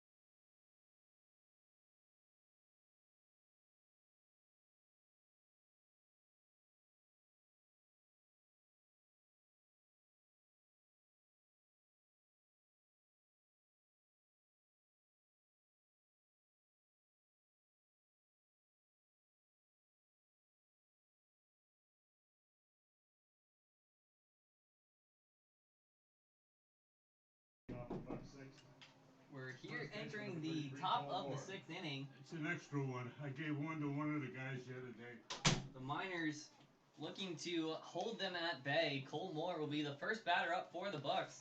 Will Johnston looked great so far.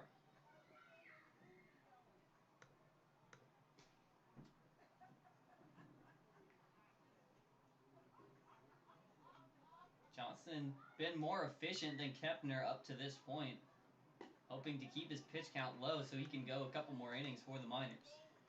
Moore standing in an 0-1 count today. He singled and scored on that home run, also grounded out to first base. That home run has been the only real blip of offense for the Bucs in this game. Every other hit has been solo. Can't string the hits together right now. That ball in the dirt, and Johnston now on the day sits at 88 pitches, so you got to think this might be his last one as Evan Wolf has appeared to start throwing down in the minor pen. On the other side, Will Kepner sits at 82 pitches after 5 innings.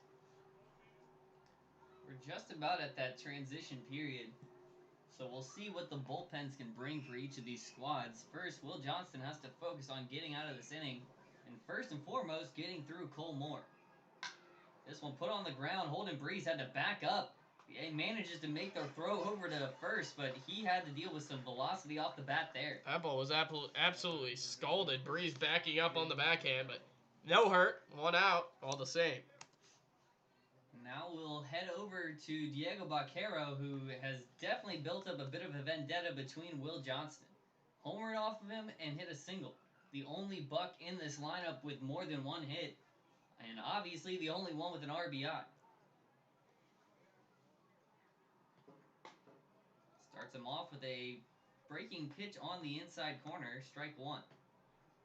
Both times, Baquero's hits came on the second pitch of the at-bat. We'll see what happens here. Tries to do the same. This one fouled off. Now he's behind 0-2. Will Johnston has a real chance to put him away for the first time. Yeah, both counts for Baquero. It was a 1-0 count. 1-0 home run, 1-0 single. So now behind 0-2, and for a guy who strikes out a lot, Johnston has a chance to put him away.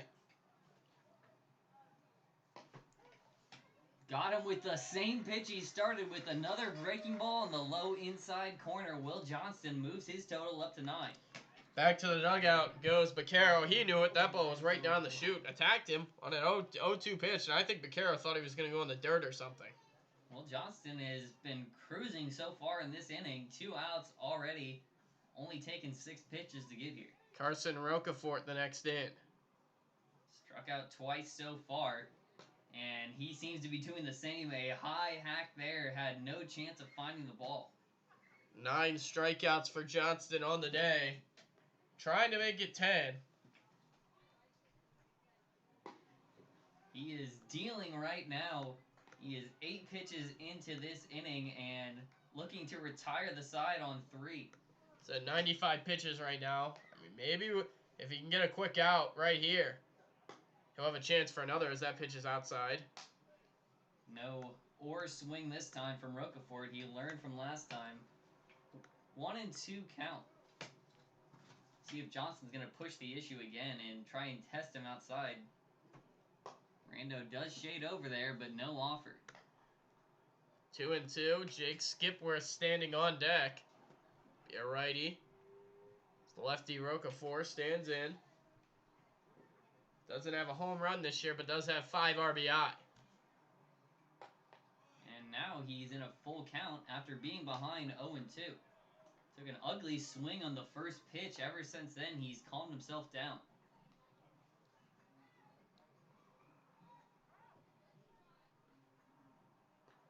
Johnston taking his time before this next pitch. He has to make sure he has what he wants. Takes the signal. Johnston with the pitch. A beautiful pitch right down the middle. He thought he could wait on it. Instead, he's sent packing. If that's the end of the day for Will Johnston, he did great. After allowing that home run, 4 batters into the game, he settled in 10 strikeouts, and he kept the Miners in the game, and that's all they wanted him to do. Good pitchers can pitch well when it's easy. Great pitchers pitch well when it's hard. Will Johnston has just given us a great performance through the first 6 innings. Now he's going to have to hope his offense can start warming up. We'll be back with the bottom of the 6th and more Miner offense. Make sure you don't go anywhere so you don't miss it.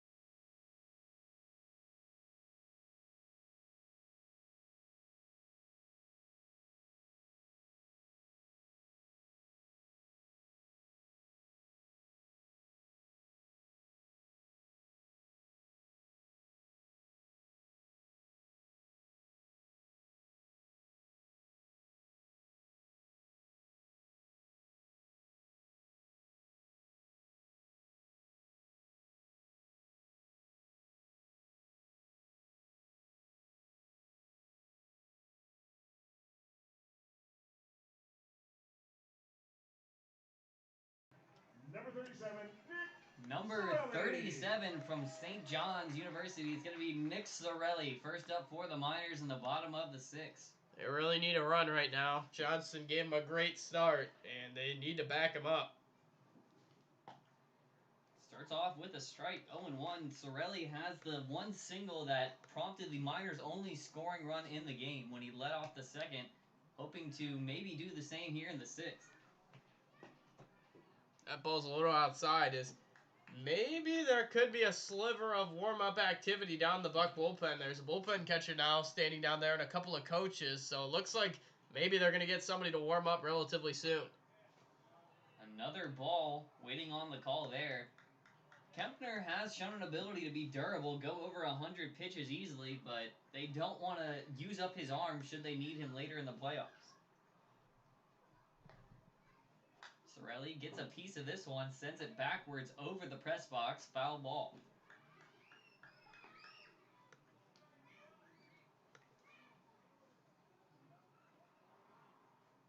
Still a rather quiet day. Not a whole lot of chanting, not a whole lot of screaming or taunting. But this one put on the ground again. Haydeen with a nice grab, managed to take it on the knee and throw it over to first. Sorelli out. Casey Rother steps in just under 90 pitches for Will Kempner, so it's getting up there. Rother stands in, trying to be the first to reach. The Miners haven't had anyone reach on a hit since back in the 3rd inning. It was a walk by Wilson in the 5th, a hit by pitch by Ferreira in the 4th, but the last hit was a Tyler Rando single with 2 outs in the 3rd. Another strike. Will Kempner starts ahead of another batter. He's been doing that all day. 0-1 on Rother. And that single earlier, trying to break back into the hit column again. Miners need to get men in motion. Getting a man on base would be huge here. Rother can't do it with that swing. 0-2. Yeah, there is a right-hander still with the warm-up jacket on, throwing down in the Buck bullpen. Can only assume it's Spencer Bengard or Mitchell Scott. Those have been by far their 2 most reliable bullpen arms. Really, their only reliable bullpen arms, so you would think it's going to be one of them. Rother retired swinging once again. The Miners can't seem to get consistent offense off of Kempner. Swinging through that one. And now stepping into the box is Aaron Walters, who's grounded out to first base a couple of times. Wally would love to get under one. He hasn't been able to lift a whole lot of balls so far today. Deepest one he sent was that foul ball we've seen. Waits on the first pitch with 2 outs already in the inning. A good ball on the first pitch. Wally takes the first lead we've seen. Both batters ahead of him fell behind on early strikes. Stretch time over in Chugiak. That game's still 1-0. Zach Sundine, 7 shutout innings for the Chinooks, over 100 pitches. Aaron Walters ahead 2-0. Could see another walk to keep the on-base streak going for each inning, but the Miners would like to get something a bit more productive. Does get a strike there, 2-1.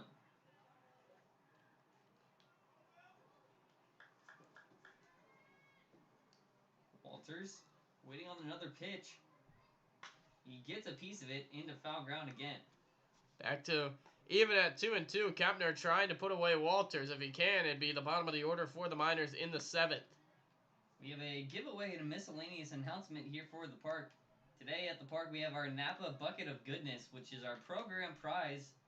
We have the red tickets and white tickets. If you win the raffle, you get to collect the program prize, which, if anything, is called a Bucket of Goodness. It's hard that it's going to be bad. That ball just missed. Half the Bucs infield thought that was strike 3. Instead, it's a full count on Aaron Walters. The battle at full count now. Walters puts it on the ground this time. It does get through. The 3 times he's attacked the right side. The first time it finally gets through. Yeah, that was just a little dribbler that got through in the right field. Maybe that's what they need, a kickstart, as Mike Ferreira, who was hit by a pitch his last time up, will step in. A hit is a hit. At the end of the day, you're never going to hear him complaining. That's the first hit we had to break open our tie. We've been tied at 2 runs and 4 hits apiece since the early innings.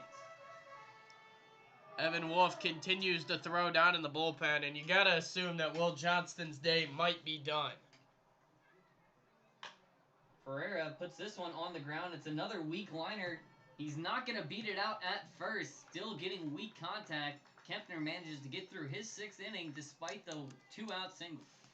We'll head to the 7th. Miners trying to break this tie. It's getting late. We might have a new pitcher on as well. We'll be right back with the 7th inning of action. Make sure you stay here with us. We'll be right back.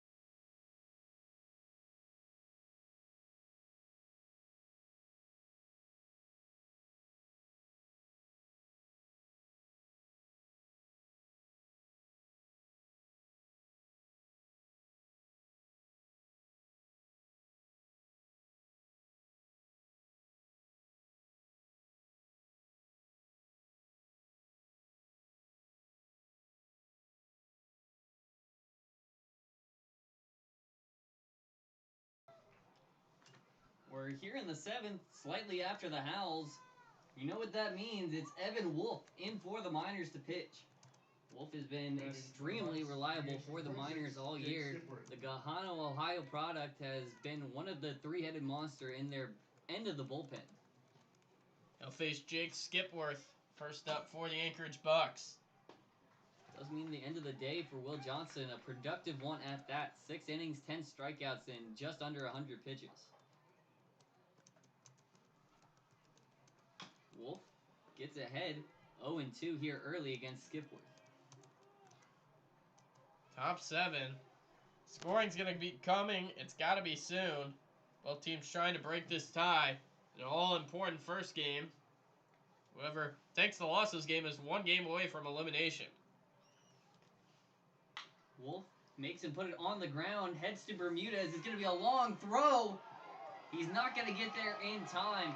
Rother initially looked like he was going to pick it up. Led it to Bermudez, and now they have a man on with a single. Just unfortunate. That ball wasn't hit all that hard, but put in a perfect spot. Jake Skipworth able to leg that out. That'll be the first playoff hit that Wolf is allowed. 19th if you go off of his regular season stats, but only 4 earned runs allowed in 19 innings pitched. He's been lights out pretty much. Anytime he's come in, I don't think we've seen him allow more than 1 run in a game ever. Haven't seen a double play rolled up yet, and this would be a good time for it. Wolf doesn't have a ton of strikeouts, does get some here and there, but a ground ball would be even bigger. A big breaking ball, that time over the top for ball 1. Kyson Donahue waits in the batter's box, trying to advance Skipworth to second. Struck out in the 2nd, struck out in the 4th. Standing in right now. He doesn't have to face Johnston again, but Wolf trying to hold him off the bags. Trying to manage traffic. Here's another pitch. That one high. Wolf just a bit of an early release there. 2-0, and this is a spot where you need a strike. Don't want to fall down 3-0, and if you were to fall down 3-0, it's looking dire. Xavier Pinal sits on deck. It's going to sting even more. Close to getting out Skipworth on that ground ball. Now they have to deal with the traffic. Wolf stares him up and down, has the pitch. This one sent back. It's going to be a high fly ball into left field and easily put away. Had to relocate a bit at the end, but managed to get there. Tyler Wilson gets an easy first out. Wolf managed to get himself out of a bad pitcher's count. Yeah, that was a big time out. 2-0 count. Got him to pop it up into short left field. So you'll take that all day long, and twice on Sunday as Xavier Pinales, 1-on-1 out, stands in. Wolf, as I mentioned, he's from Gahanna, Ohio. First time I saw it, I thought it said Ghana. Ghana. And I thought we had a very exotic player on the roster. I've never heard of a baseball player from Ghana, but no, he's from Gahanna, Ohio, Central Ohio, Columbus area. Hey, there's always a first, you know? But just not Evan Wolf. He does get ahead with a strike one there, 0-1 count.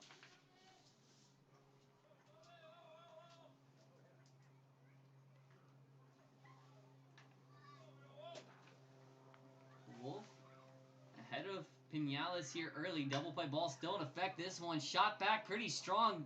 Donovan uses his speed to get there. Had him played perfectly. Had he been playing him straight up center field, I think that ball would have reached the gap. Instead, he had him played perfectly, just had to go back. Made the catch, 2 outs. Donovan's speed makes a big difference out there in center field. He covers a ton of ground. There's a reason anytime he's in the lineup, you don't see Tyler Wilson in center field. Someone we always talk about being fast. Donovan covers all that ground. 2 outs, Garrett Ostrander stepping in. As Wolf goes back to the mound. It'll be interesting to see what they do in the 8th. If you can get Ostrander here, whether they'll stick with Wolf, they'll go to Majors, they'll go to Floyd. It's going to be the top of the order if he gets Ostrander here up in the 8th. Doesn't start with a strike, unfortunately, but still 2 outs, 1-0 count. Wouldn't be surprised to see them go to Wolf again.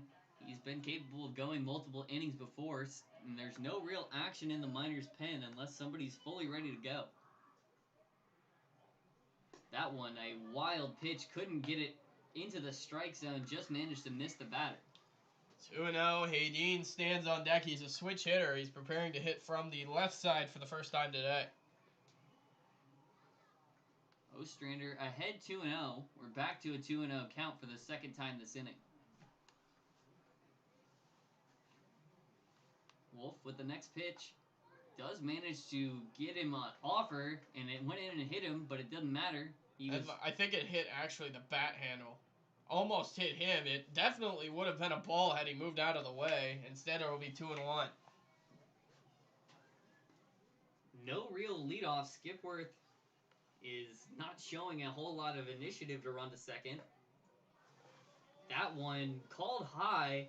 I'm sure you'll get a bit of a different answer from all the fans in the stand here.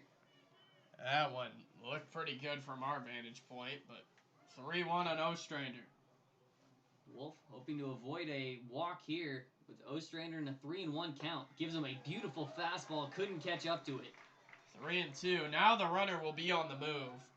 Skipworth does have a ton of speed, so unless it's something deep and back at the wall, it'll be hard for him to score, but regardless, he'll be on the move here. We'll see men in motion. Wolf well aware of it, hoping to get a strikeout with this full count pitch. The breaking ball does come down, and it's going to walk Garrett Ostrander. Close pitch once again, just a little high of the zone. That north and south definitely seems to have a south advantage. Second walk of the day for Ostrander, as now it's first and second, 2 outs for Woody Haydeen as he tries to break this tie. 0 for 3 so far on the day for Haydeen.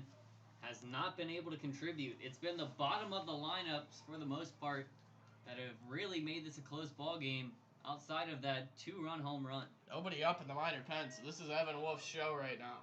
Kind of surprised to not at least see some throwing.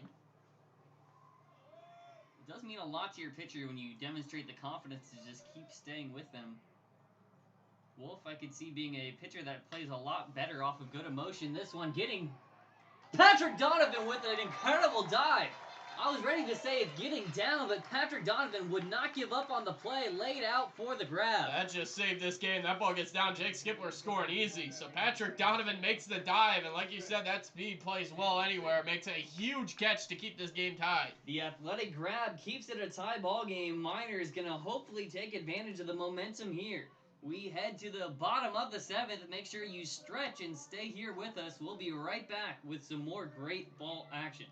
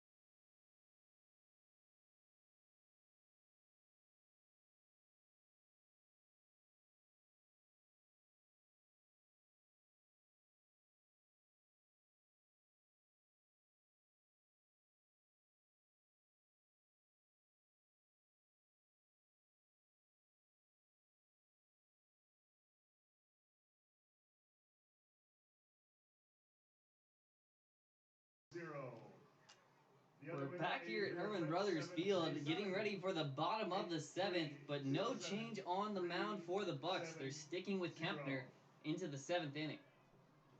Kempner back out, and the man at the plate who just made that great diving defensive play to end the top of the seventh, Patrick Donovan. That was one of the best grabs we've arguably seen all year. Him on that grab and Ricky Nunez's own diving grab have to be the top two contenders for the Miners. See if Donovan is able to turn that defensive magic into some offense, as that pitch wasn't even close to the batter's box. Not only a ball one, that should count for ball two the way it missed. Action continues down to the Buck bullpen. Right-hander throwing now with the jacket off.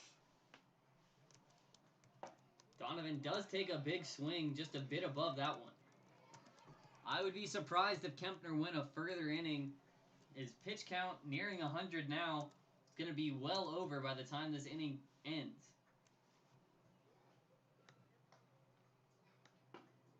Donovan doesn't offer, but should have in strike two. Down to the count, Kempner trying to put him away. Already has a single so far today in his first at-bat, hoping to make it a 2-for-3 ball game and a 1-2 count.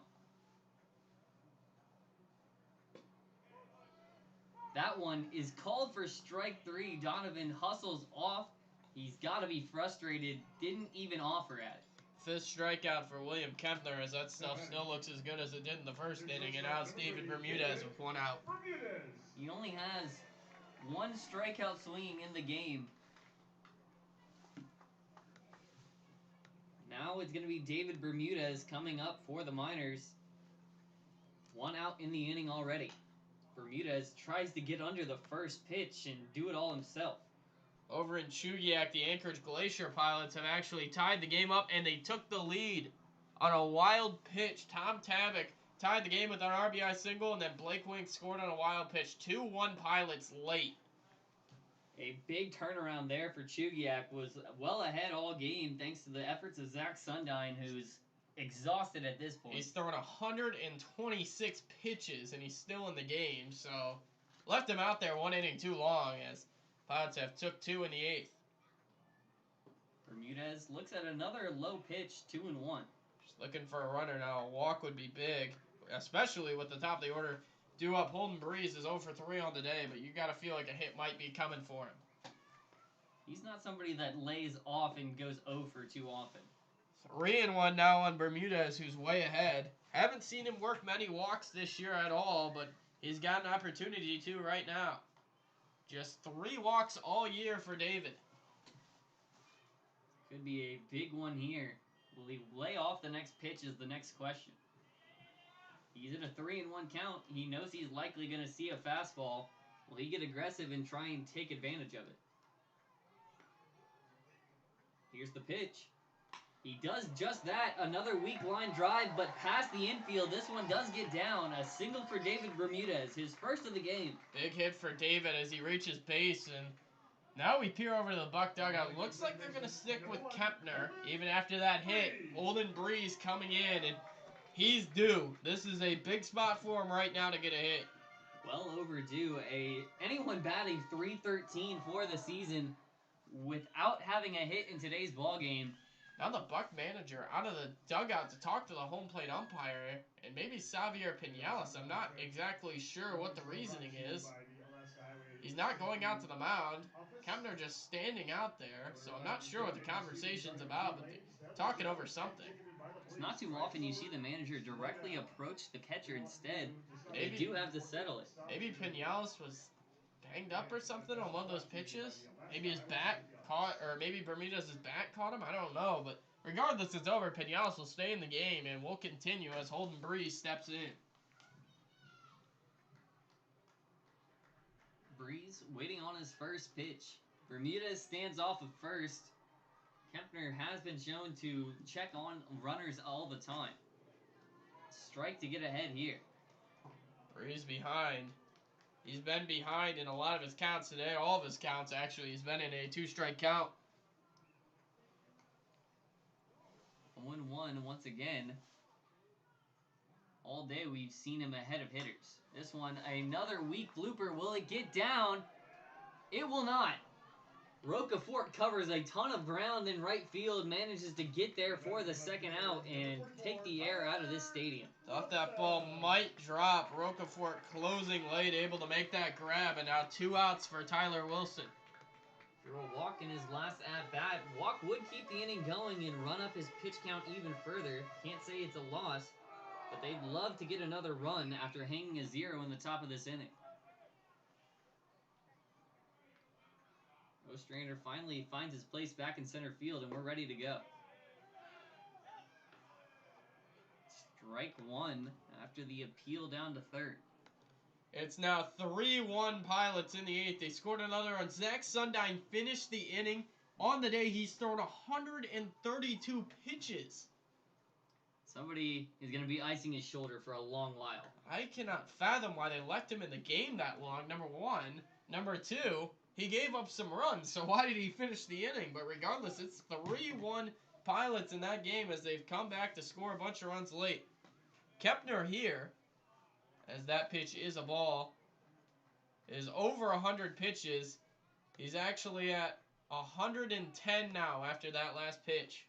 They're trying to drag every last drop out of him, hoping he can get through this inning. Bermudez is going to be on the move. There's going to be no throw again from Pinales. That one's going to be a pass ball. Maybe the first cross-up of the day between Kepner and Pinales is he was setting up outside. The ball came inside, tipped off his glove, hit the umpire, but Bermudez able to move up to second base. And now runner on second with 2 outs, a hit to the outfield, and you can bet everything you own David Bermudez is going to try to score. Wilson needs to get into his first hit today, and a favorable count would be the best time to do it. 2-1 count to the outfielder from Grand Canyon University. A big swing there. Could have been the one he was looking for, but couldn't locate. 2-2. Gotta put bat to baseball here. Outfield playing fairly shallow. They know the implications here. Kempner taking his time, making sure he and Pinales are on the same page. There's the pitch, fouled off. Could have been a big one for Tyler Wilson, who seemed to have that one timed up well.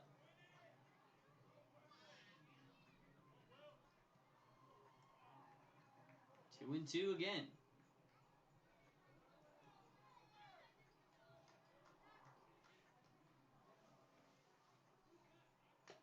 Wilson fouls another one away. That was close. It was running inside. You got to tip your cap to Wilson there, just managing to make contact. Pinales maybe with a chance for a foul tip, but instead back to the screen at ricochets. Pitch 7 of the at-bat coming. Kepner's pitch count continues to climb. Wilson is fanned away. The scoring has dried up on both sides here. We're through 7 innings, still only 2 runs on each side. Yeah, that was a big-time strikeout. The Miners leave a runner on second. Maybe their best chance to score in a long time. But game's still deadlocked. They're going to have to rely on their defense to be lights out again. Maybe a web gem again from Patrick Donovan. But we'll be back with the 8th inning of action here at Herman Brothers Field. Make sure you stick around so you don't miss any of it.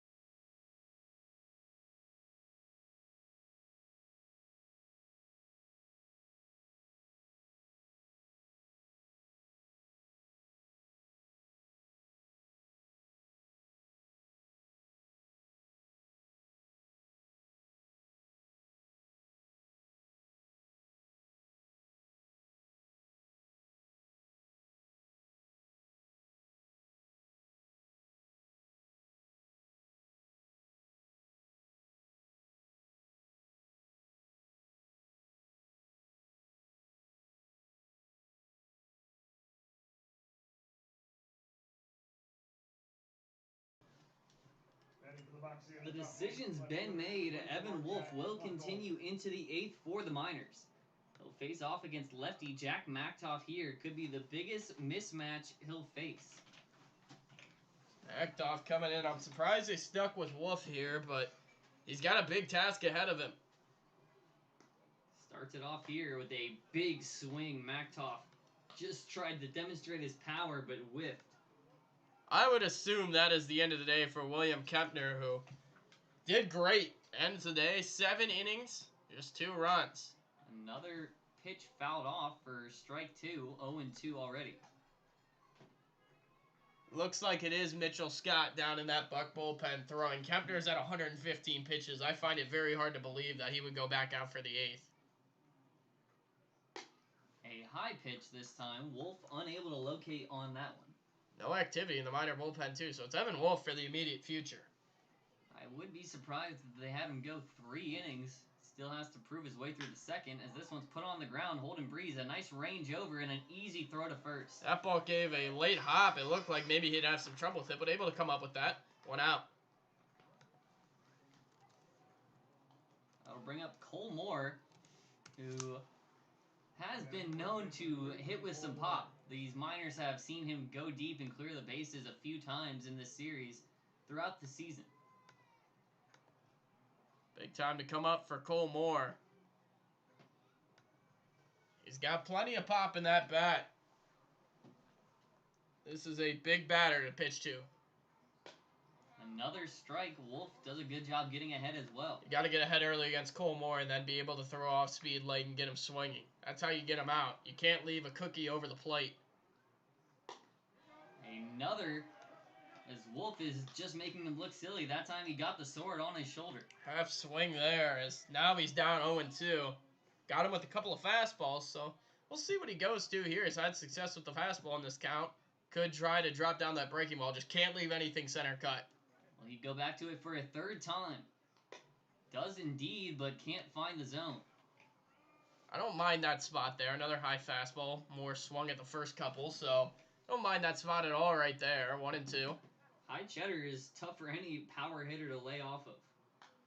He does manage to get a piece of this one. Close to a jam shot. Managed to just grab it.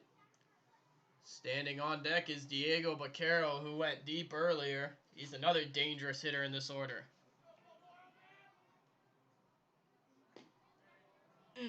Just missed. When he says just missed, that was just missed. Maybe a few inches outside the zone. Minor dugout chirping at the home plate umpire. I mean, that looked really good. Just maybe a little bit low. Wolf is going to have to go for perfect here. Does get a piece of it. Another foul ball. Will tango further.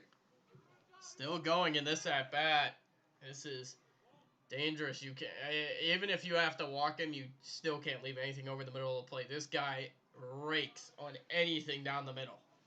That corner pitch looked like the best one he could have gotten.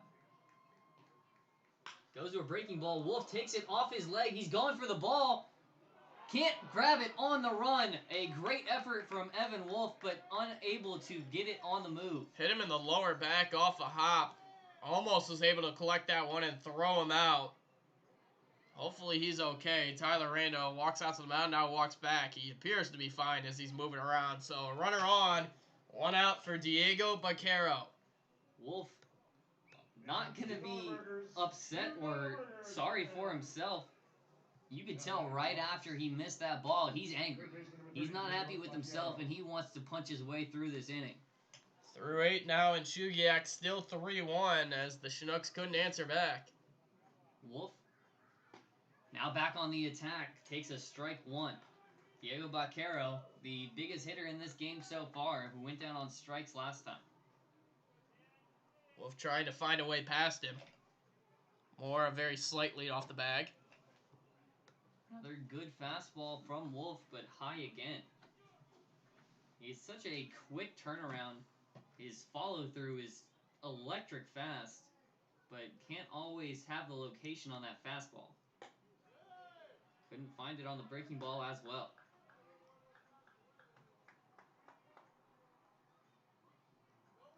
Wolf with 1 man on and 1 out. ignoring that shot to his back. He's trying to get Diego Vaquero to swing.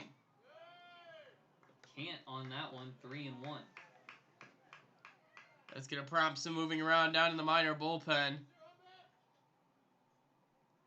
Could get an arm up soon as it's 3-1 on Vaquero.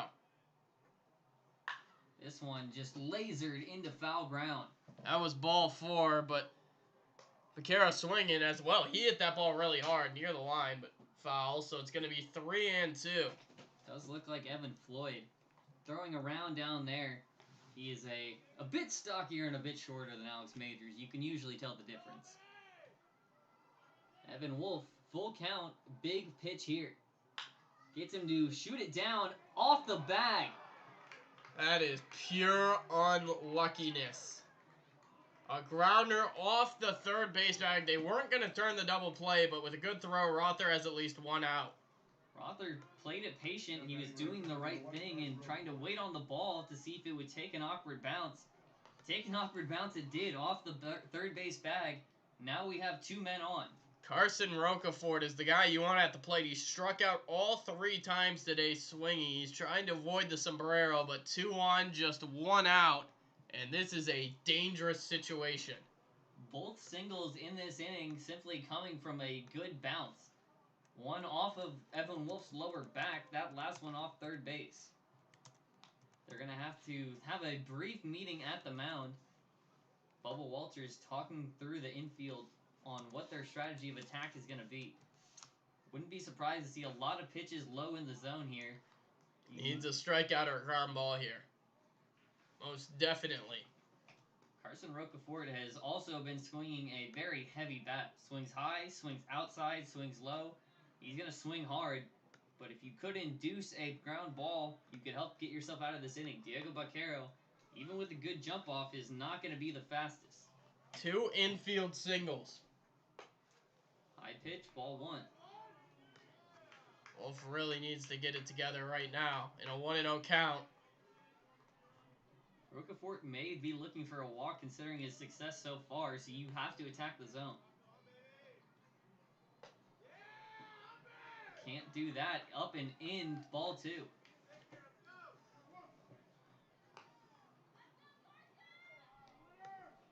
Wolf feeling some pressure. Needs to make a good pitch here. Does just that, sending it into right field. And it gets down past Mike Ferreira. He has to run back to the wall. They're still moving. That'll bring 2 across. He stops at second. That is going to really change the course of this ballgame. Ferreira took a really bad angle on that one. He should have probably started a little bit back, and 1 run went across, but the extra run comes.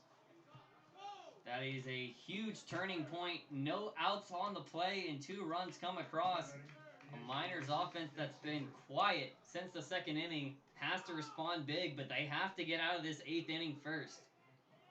And it looks like they're going to have another meeting with Evan Wolf. We may see him get pulled from the mound.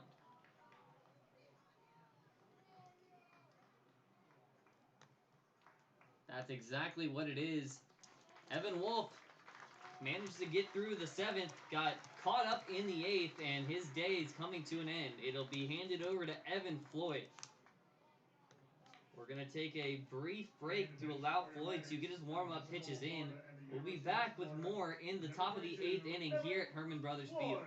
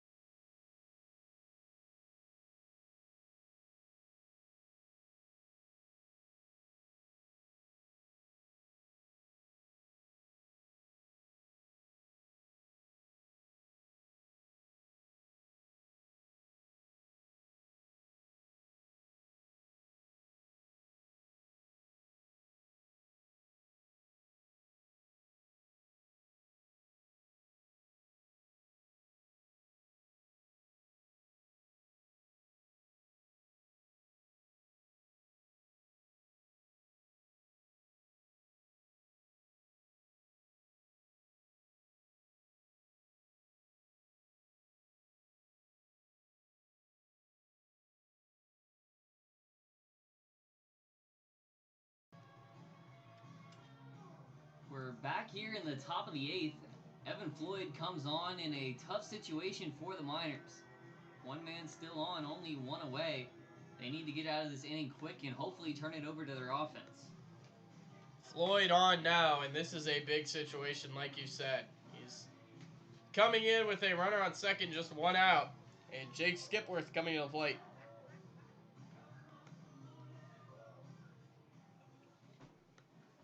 Skipworth has 2 hits in the ballgame already. Somebody they don't want to face at the plate right now. Got to get him out one way or another right now.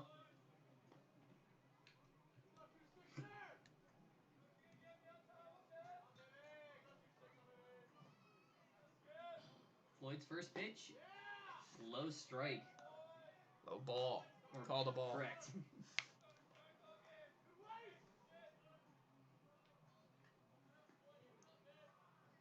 1-0 as he tries to work past Skipworth. Standing on deck is Kyson Donahue. This one could be a gift to the Miners. A high popped up ball to first baseman Aaron Walters. A big out for the Miners. Puts a glove on that, 2 away as Donahue comes in, and you just got to get this last out and hope your offense can get on the scoreboard.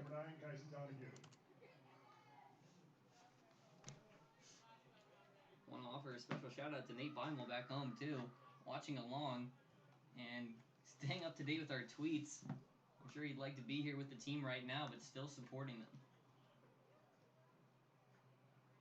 Next up, it is Kyson Donahue, their shortstop, and hopefully for the Miners, the last out of this inning.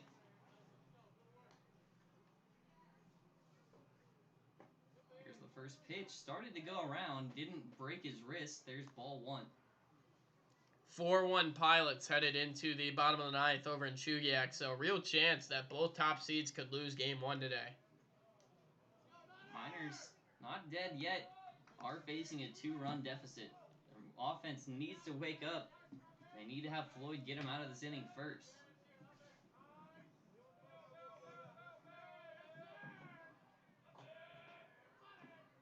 Here's the pitch, and that one fouled away. 1-1, Donahue trying to work. He's 0 for 3 on today, a couple of strikeouts, but strikeouts really don't matter that much, as we saw Carson Rocafort with 3 swinging strikeouts come out with a 2-run double to break this game. Mitchell Scott's still throwing. He's been warming up for seemingly forever, so his arm's got to be ready. Miners in the bottom of the 8th, coming to the plate, will have 3, 4, 5 in the order. Another foul ball. Floyd managed to get ahead of the hitter, 1 and 2. Gotta put him away right now. He's really seeming to be unbothered by Rocafort over at second. He tried dancing for a bit, but Floyd didn't even give him a second glance. A huge out opportunity for the Miners. 1 and 2 with 2 away. Can't get the strikeout, but does foul it off, so he stays at the plate. 1-2 again. Kyson Donahue, Arizona Wildcat. Xavier Pinellas sits in the on-deck circle. Floyd not out of the swamp yet. Got 2 strikes still on Donahue. Taking his time. Definitely not as quick through his procedure as Will Johnston, as this one's fouled away again. Keeps getting it with the inside pitch, and all he can do is foul it away. Bunch of foul balls this at bat for Donahue. 3 of them now. Darwin Matos goes to the mound tomorrow for the Miners. We'll see whether they'll be up in the series or they'll be facing elimination. Big game if they do drop this one. Floyd, ready with the pitch. That one's low. He's heading for third, and he'll pull in easily. Now the threat at second just got worse. Wild pitch will move him up. Yeah, that is not what Evan Floyd wanted. Now, surely any hit will score Carson Rocafort, who's over at second base, now over to third. Can't have another wild pitch either. That would easily bring in the runner. Need to keep this to a 2-run ball game. 2 and 2 count up next.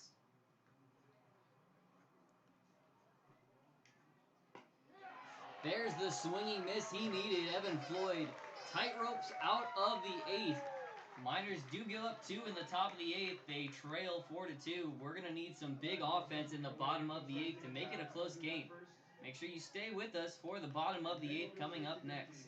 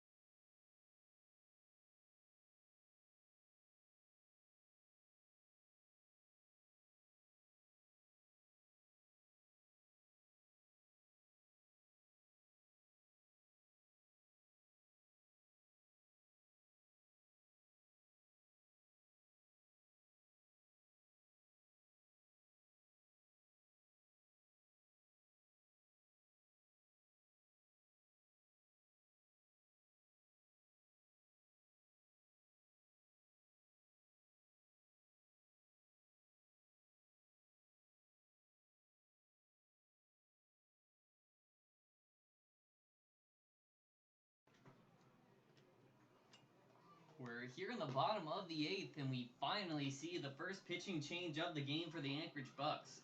Kalina Sauer checks in after a long day. Yeah, I thought it was going to be Mitchell Scott, but evidently they're going to Kalina Sauer here. Interesting decision given Scott is available. Sauer coming into this game, 8 games, all out of the bullpen, 17 innings. He's allowed 15 hits and 11 walks, striking out 22. He's got decent strikeout numbers, but the ERA sits at 4.77. That's not so great. Miners trying to use that to their advantage. 3, 4, 5 in the order. I got to say, I am shocked they are not turning to Mitchell Scott here. Scott would seem like a guaranteed punch-out. Last time the Miners saw Sauer, they actually saw him in a safe situation where they ended up tying the game and eventually winning. So a chance to do the same here. Tyler Rando would be the first one up.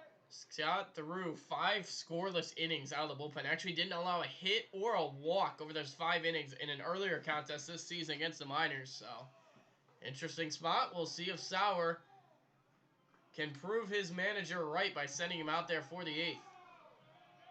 Tyler Rando with a hit so far today, 1 for 3. He's a big first batter if he could potentially reach. Need to get base runners early in the inning. That one looked like a good hanging pitch to get a hold of, but only fouled away.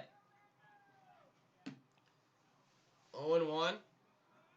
Standing on deck, Nick Sorelli and the whole Casey Rother. All 3 of the batters coming to the plate this inning have hits. Miners just have not been able to string hits together today. There's strike 2 on the inside. Rando didn't think it was going to be called. 0-2. He's really got a battle now. Each of those 3 batters has deep ball potential as well.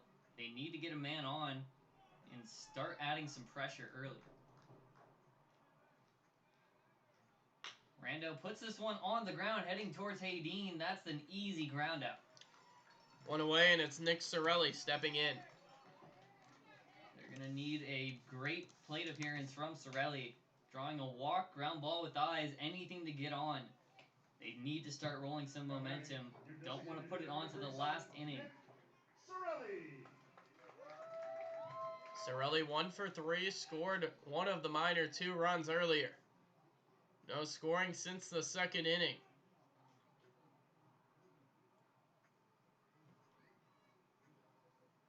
Sauer has the pitch. There's another strike. His speed doesn't seem to be that great, but his location is amazing on the bottom of the zone. Able to locate that there, Sorelli behind. Bucs pitchers have really worked ahead of minor batters all day long. It's made this game go quickly so far. 0-1 to Nick Sorelli. Make that 1-1. Back here again tomorrow, 6 p.m. start between the Miners and the Bucs. Once again at Herman Brothers Field, regardless of what happens tonight. Sorelli puts it on the ground right back to Haydeen. A repeat of the first out.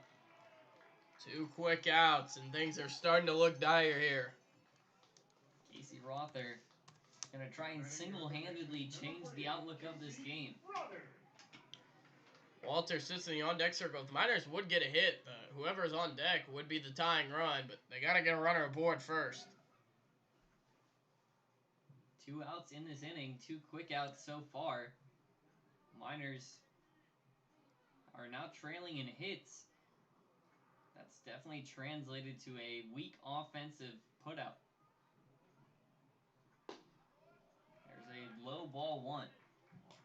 Rother singled and scored as well back in that second inning. Sorelli and Rother the only 2 runs to cross the plate. When this game started, 2 innings of scoring, I didn't think we'd have a pretty low-scoring affair here today. That's exactly what we've gotten thanks to pitching like that. 1-1 now. Sauers look golden so far out of the pen. Move to him appears to be a good one, at least right now. Rother hoping to avoid becoming the 3rd out in what's a pivotal inning for the Miners, but he can't help but swing at the inside pitch. A bad miss for strike 2. 1-2. Rother will stand back in.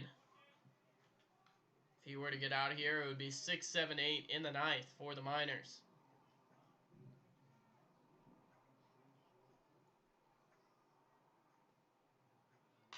Rother does turn on this one. It heads into right field. Not going to be fair. Rocaforte lays out.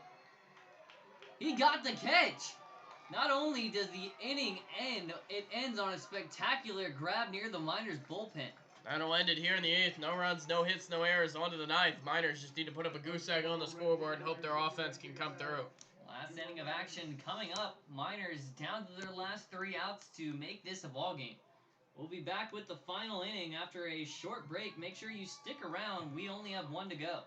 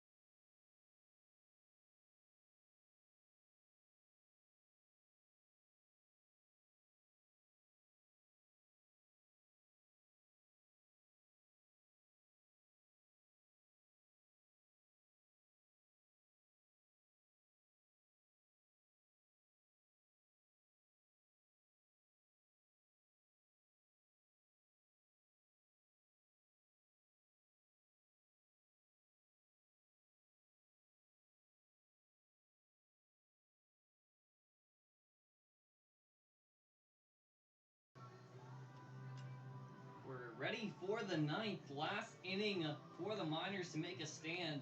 First, they have to hold him off the scoreboard. Evan Floyd's back on for his second inning after taking over for Wolf in the eighth after the game was broken apart. Xavier Pinella steps in first, 8-9-1. Just got to put up a goose egg, and the Miners will have a chance in the ninth. Takes a big swing on the first pitch he sees, but misses. Game has now gone final in Chugiak. An upset win. The Anchorage Glacier Pilots knock off the Chugiak Eagle River Chinooks. They're up 1-0, so the Chinooks just one game away from their season ending. Xavier Pinales puts this one high in the sky, but into foul ground. Ostrander standing on deck. Back-to-back walks for him today. And in the hole, Woody Hadeen. It'll be hard to draw a walk on Evan Floyd, somebody that doesn't walk a whole lot of batters, and barely missed the zone on that one. Goes to 1-2. West Florida product standing on the mound from Pensacola, Florida. Floyd looking for his first out of the inning, not going to find it on that pitch. 2-2. Floyd does a K per 9 right around, just under 9, so one is almost guaranteed every inning. Almost got it there, just managed to get underneath that one for a foul ball.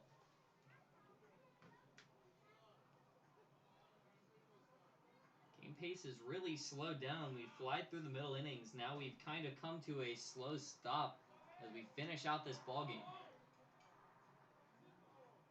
This one sent right back up the middle. Donovan on the move again. He doesn't have to get there. David Bermudez puts it away in shallow left, and there's your first out. First out of the inning is recorded by Bermudez as he's able to get that one. And now stepping in, Ostrander, who has the only 2 walks on the day for this Bucs team. Ostrander is showing off an eagle vision, taking 2 full counts for a walk. Floyd is going to have to pressure him a bit more.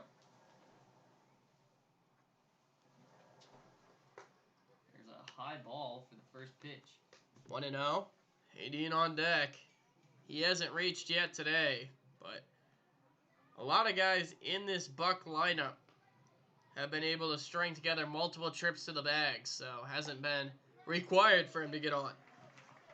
There's a swing and a miss, and it's 1-1.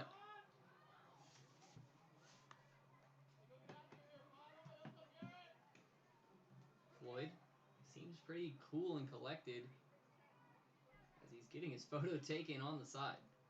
Gotta look good for the photos as he does on that strike. 1-2.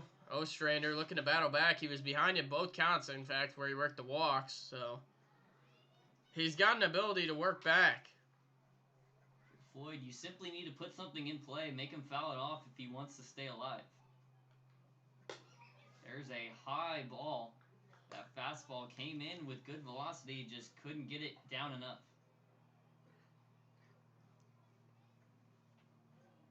2-2. We'll do it again.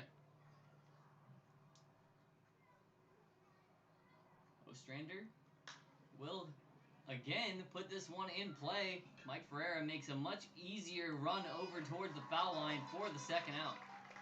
2 outs. Hadeen is the last to the plate for the Bucs here in the ninth. And there is some throwing down in their pen. Can't exactly tell who it is right now. All we know it is a right-hander throwing. So he gets loose. We'll see if it's Sauer again in the ninth. He worked a good 8th. Be surprised if they took him out, considering how efficient he was. A 1-2-3 inning, you can't ask for much more. Hadeen takes ball on the outside for his first pitch. He's ahead. Sun is definitely dulled down here. Clouds have rolled in, and you get a nice pink skyline, pink oranges out past the outfield fence. But another ball for Evan Floyd. 2-0. Hadeen could be swinging here.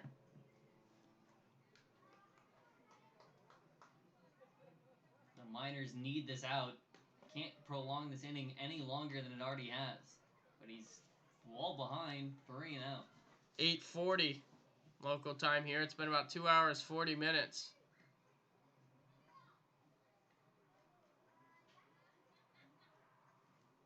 Floyd with a likely fastball on this next pitch. That's exactly what it is for strike one. Not going to give it to him the easy way. 3-1 as pitcher continues to loosen down in their bullpen. It might be Troy Wentworth, who we haven't seen this year. Can't tell for certain, but there is a right-hander down there throwing, as there's ball 4 to Hayden. A bit of a hesitation. He wasn't sure if he got the call at first, but then throws his gear, takes the base, and now we have to bring up Jack McTough. That is Troy Wentworth throwing down the bullpen, so he's throwing. Interesting to see if they go for him. I don't see any stats, so that could be a guy maybe in a jersey change? Tyler Brunn takes a trip out to talk to the home plate umpire. He's asking, are you serious about that last call? Borderline pitch. Hayden takes the walk. We've seen a few back and forth calls all game. Can't say it has been the most consistent zone. Not surprised it's led to some frustrations. We're trying to find stats for Wentworth should he come in. Not seeing any regular season stats on It's number 11 down there throwing, and Troy Wentworth is listed at number 11. This one is right into the glove of Tyler Wilson in left field. Thought it might have dropped, but didn't go nearly as short as I thought it would have. Miners do manage to hang a 0 in the top of this inning. Now it's down to 3 outs before this first game can be decided. We'll be right back with the bottom of the ninth. The Miners' last chance. Make sure you stick around. Support us to the end.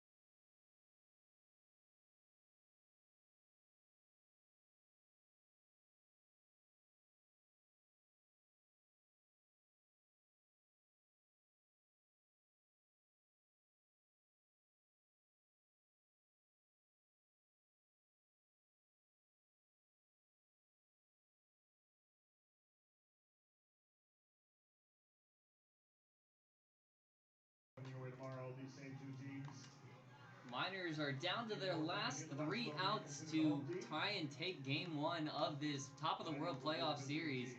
They do have a new arm as well. Wasn't Wentworth, it's in fact a new pickup we haven't seen yet, Keaton Chase, a San Jose State pitcher who has been utterly dominant in his 4 games. 4 innings pitched, just 1 hit and 2 walks allowed so far for Chase. 3 strikeouts, he's picked up a save, and he's on here to nail down the coffin on game 1. 1 hit against. That is good for a batting average of .083. They are trusting him to be the closer here. Miners are looking for a miracle, and they're going to start with Aaron Walters. First man on is big guy to get on. They need Aaron Walters to get on. Have a runner on, not out. Chances go up from there, but first out would be a near kill shot to the Miners' opportunity.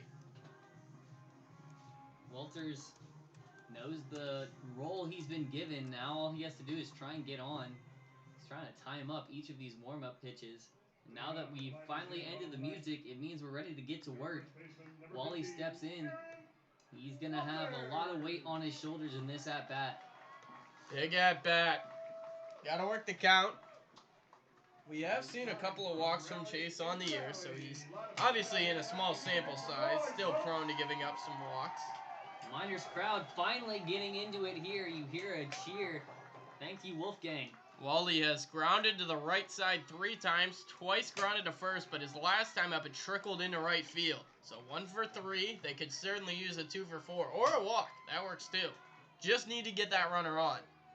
Nothing more fitting to take such a high-pressure at-bat than the 3-year Miner. Takes a strike on the first pitch. Wanted to see what Chase had. Can't afford to fall behind 0-2.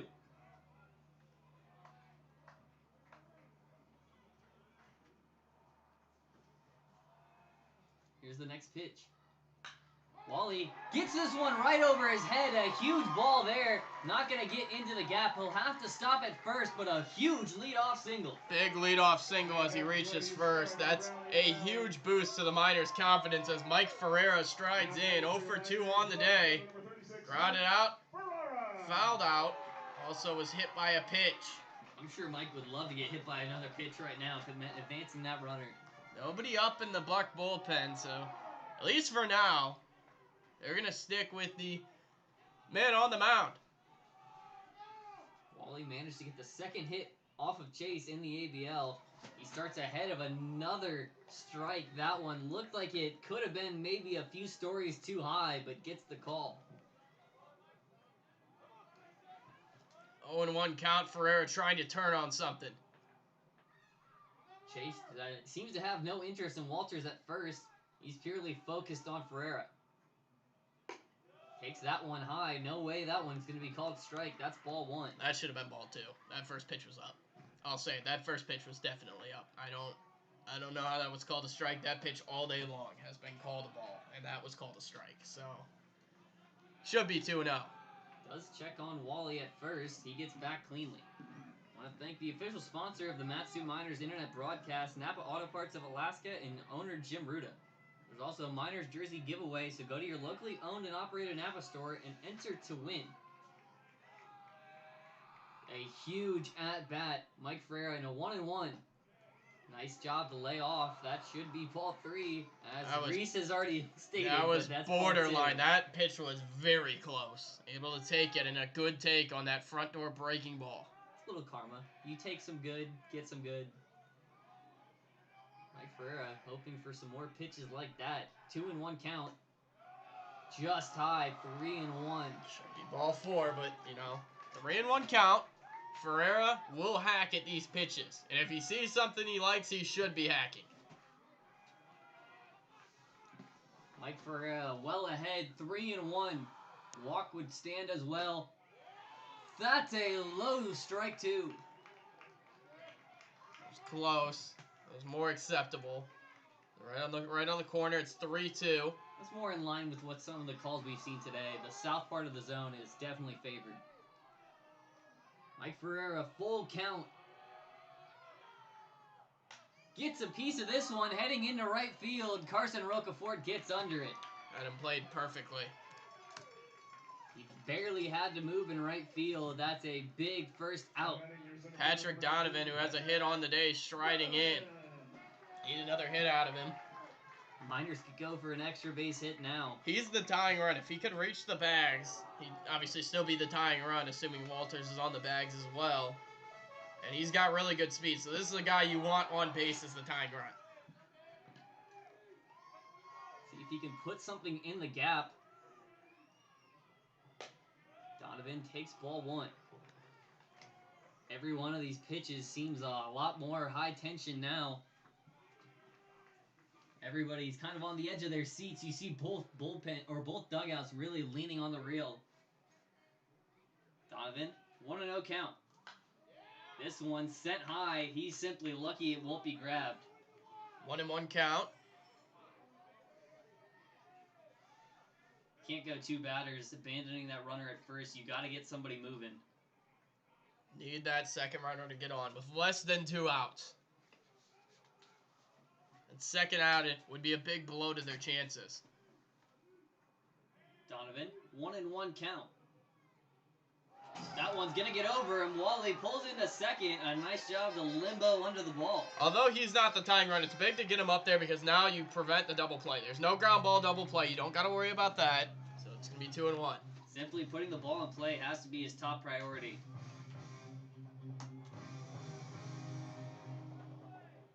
Wait on a pitch that you like and try and turn it with everything you got. Donovan, in a 2-1 count, doesn't have to swing here.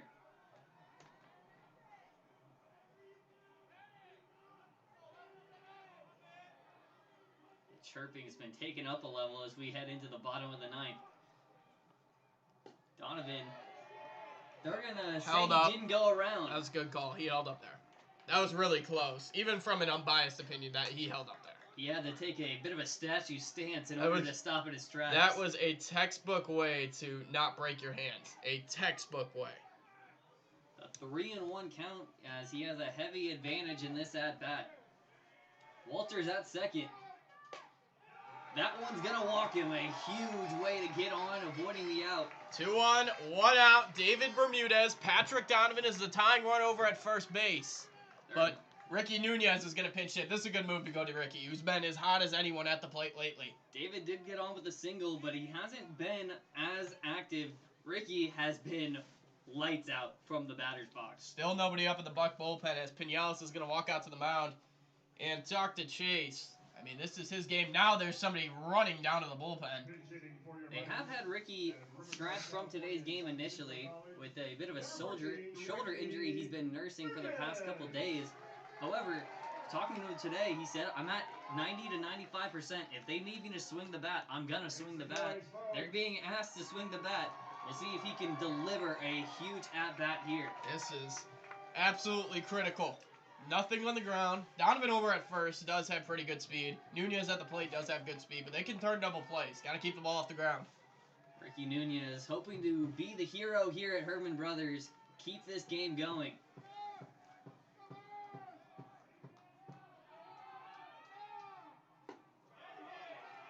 Did not go around. A great way to stop. Similar to Donovan's, might have been even a bit further. But yeah, that one looked like he went around, but Miners catch a break there.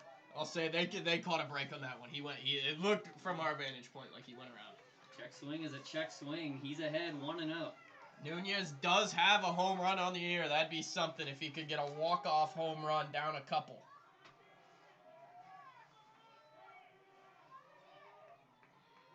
Ricky Nunez with 2 men on, 1 away. That one's a ball. 2-0. I mean, if Ricky can walk, you're handing over to Holden Breeze, who's about as due as anyone on this club. 0 for 4 on the day. He stands in the on-deck circle. If he could walk, that would put the tying run in Donovan on second base. Ricky, in a 2-0 count, doesn't have to swing. Could try and get ahead. This one gets away. And they're going to advance this in third. Things just got a lot more interesting on a 3-0 count. Tying run at second base. Now, anything to the outfield, you can bet everything that Donovan will try to score. Is still no throwing in the bullpen, and it looks like the pitching coach for the Bucs is going to head out to the mound. You did see the hurried assistant for the Bucs head down to the bullpen. Keep the bat on your shoulder here, Ricky. 3-0 count. I'm not swinging at anything. You have no reason to. You could load the bases with only 1 out. Holden with a great chance to advance some runners. Chase has had good numbers on the year, but he hasn't thrown that much. He's only thrown 4 innings, so it's a small sample size, and right now he's sweating a little bit out on the mound. He had no wild pitches before coming in today. Now he has 2. 3-0 count. 1 more ball, it loads up the bases. Miners would take a hit over that all day long. Only reason Ricky should swing is if he sees a fastball right down Main Street. Outfield is playing a little bit in, as they should here. Obviously, Donovan stands at the tying run out at second base. Ricky Nunez in a huge, pivotal at-bat. The fans are letting him hear it. The crowds are getting to Chase. They are going directly at him and making sure he feels the pressure of Miner Nation. 1 bad pitch and these bases are loaded. That's exactly what's happening. Ricky Nunez takes a 4-pitch walk. Holden Breeze comes on with the bases juiced, 1 away. And I gotta say, I am absolutely shocked there is nobody moving in that bullpen. They are not warming anyone up. This is Chase's game for good or bad. The Miners with their best chance all day to score multiple runs. Holden Breeze might want to lay off swinging on the first few pitches. 2 back-to-back walks. If you could get a run in without having to swing the bat, that's favorable in most situations. Love another wild pitch here. Wild pitch would make this game a whole lot easier for the Miners. Crowd is getting rowdy. There's a strike on the first pitch. Does allow it to come by. Not a bad play by Holden. Strike 1, 0-1 count. Just got to put something in play. Find a hole somewhere in the defense here. Holden Breeze, hoping he can play hero. Tying run stands at second.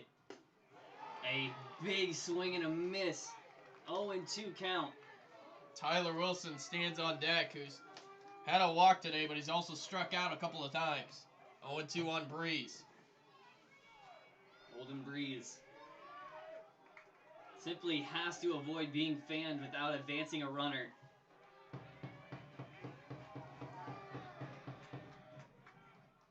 Another one gets away. He manages to get to this one. That was a good move. I thought the ball was going to squeak away more from Pinales than it actually did. You sent him home there. He's a dead duck. That's why they have him behind the plate. Pinales has plenty of speed. Is capable of playing in the infield as well. That time the speed really paid off, managing to keep the run at third. 1-2. Breeze has got a hack. Strikeout would be deflating here. Holden Breeze, 1 out. Bases loaded, 1-2 count. A chance to give his team everything. But we're going to take a short time first. Nobody seems ready for the big moment that's coming.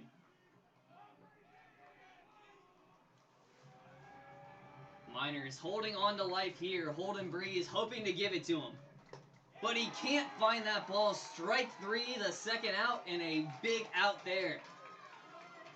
Deflating strikeout. That's huge. Miners are going to put everything in on Tyler Wilson. 2 outs. Bases loaded for Tyler Wilson. Miners down 2, down to their last out. These are the kind of situation kids dream about. Bullpen running down from the Bucs to the dugout. Maybe a little bit prematurely. Still 1 out to be recorded. There's a strike for the first pitch. Chase has kind of gained command after being so wild. With the bases loaded, he's found ways to get the ball over the plate. For Tyler Wilson, you have to get a hit. You absolutely have to get a hit.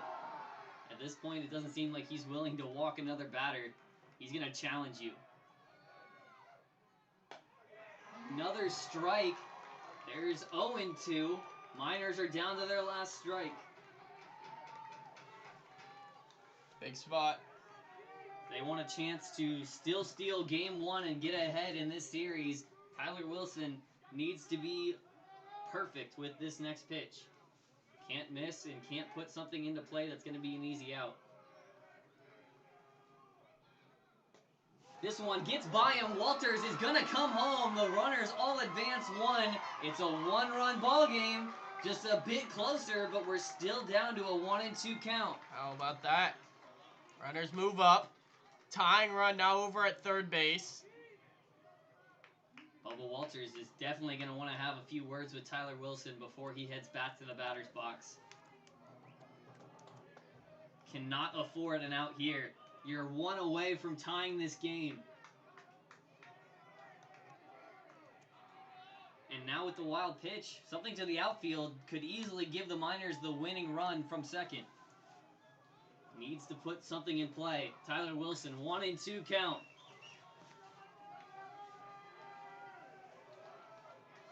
Pressure of game 1 on this pitch. Tyler Wilson, this one's up the middle. It's getting through the chute. Ricky Nunez coming home. The Miners win! Oh my goodness! The rally in the valley steals game 1 in the 9th inning. Tyler Wilson with nerves of steel! Oh my goodness! Down 0-2 in the count, and he finds a way to battle! They deserve that dog pile. Tyler Wilson Holy cow! steals the game from the Bucs. That's their fault for walking down from the bullpen prematurely. Oh my goodness! My heart is racing here, and all of Herman Brothers is absolutely ecstatic. Life has been sucked out of the Anchorage side. Miners steal game 1, 5-4. How in the world did they just pull off that win? I mean, my goodness, everything was down. They came into the ninth, bottom of the ninth, down a couple of runs, 1 on, 1 out. They find a way to get a couple of runners on, load up the bases, a huge strikeout. Tyler Wilson gets down 2 strikes. It looked like Chase had everything working for him.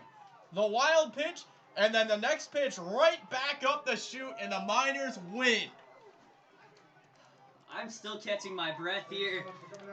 This team just refuses to give up.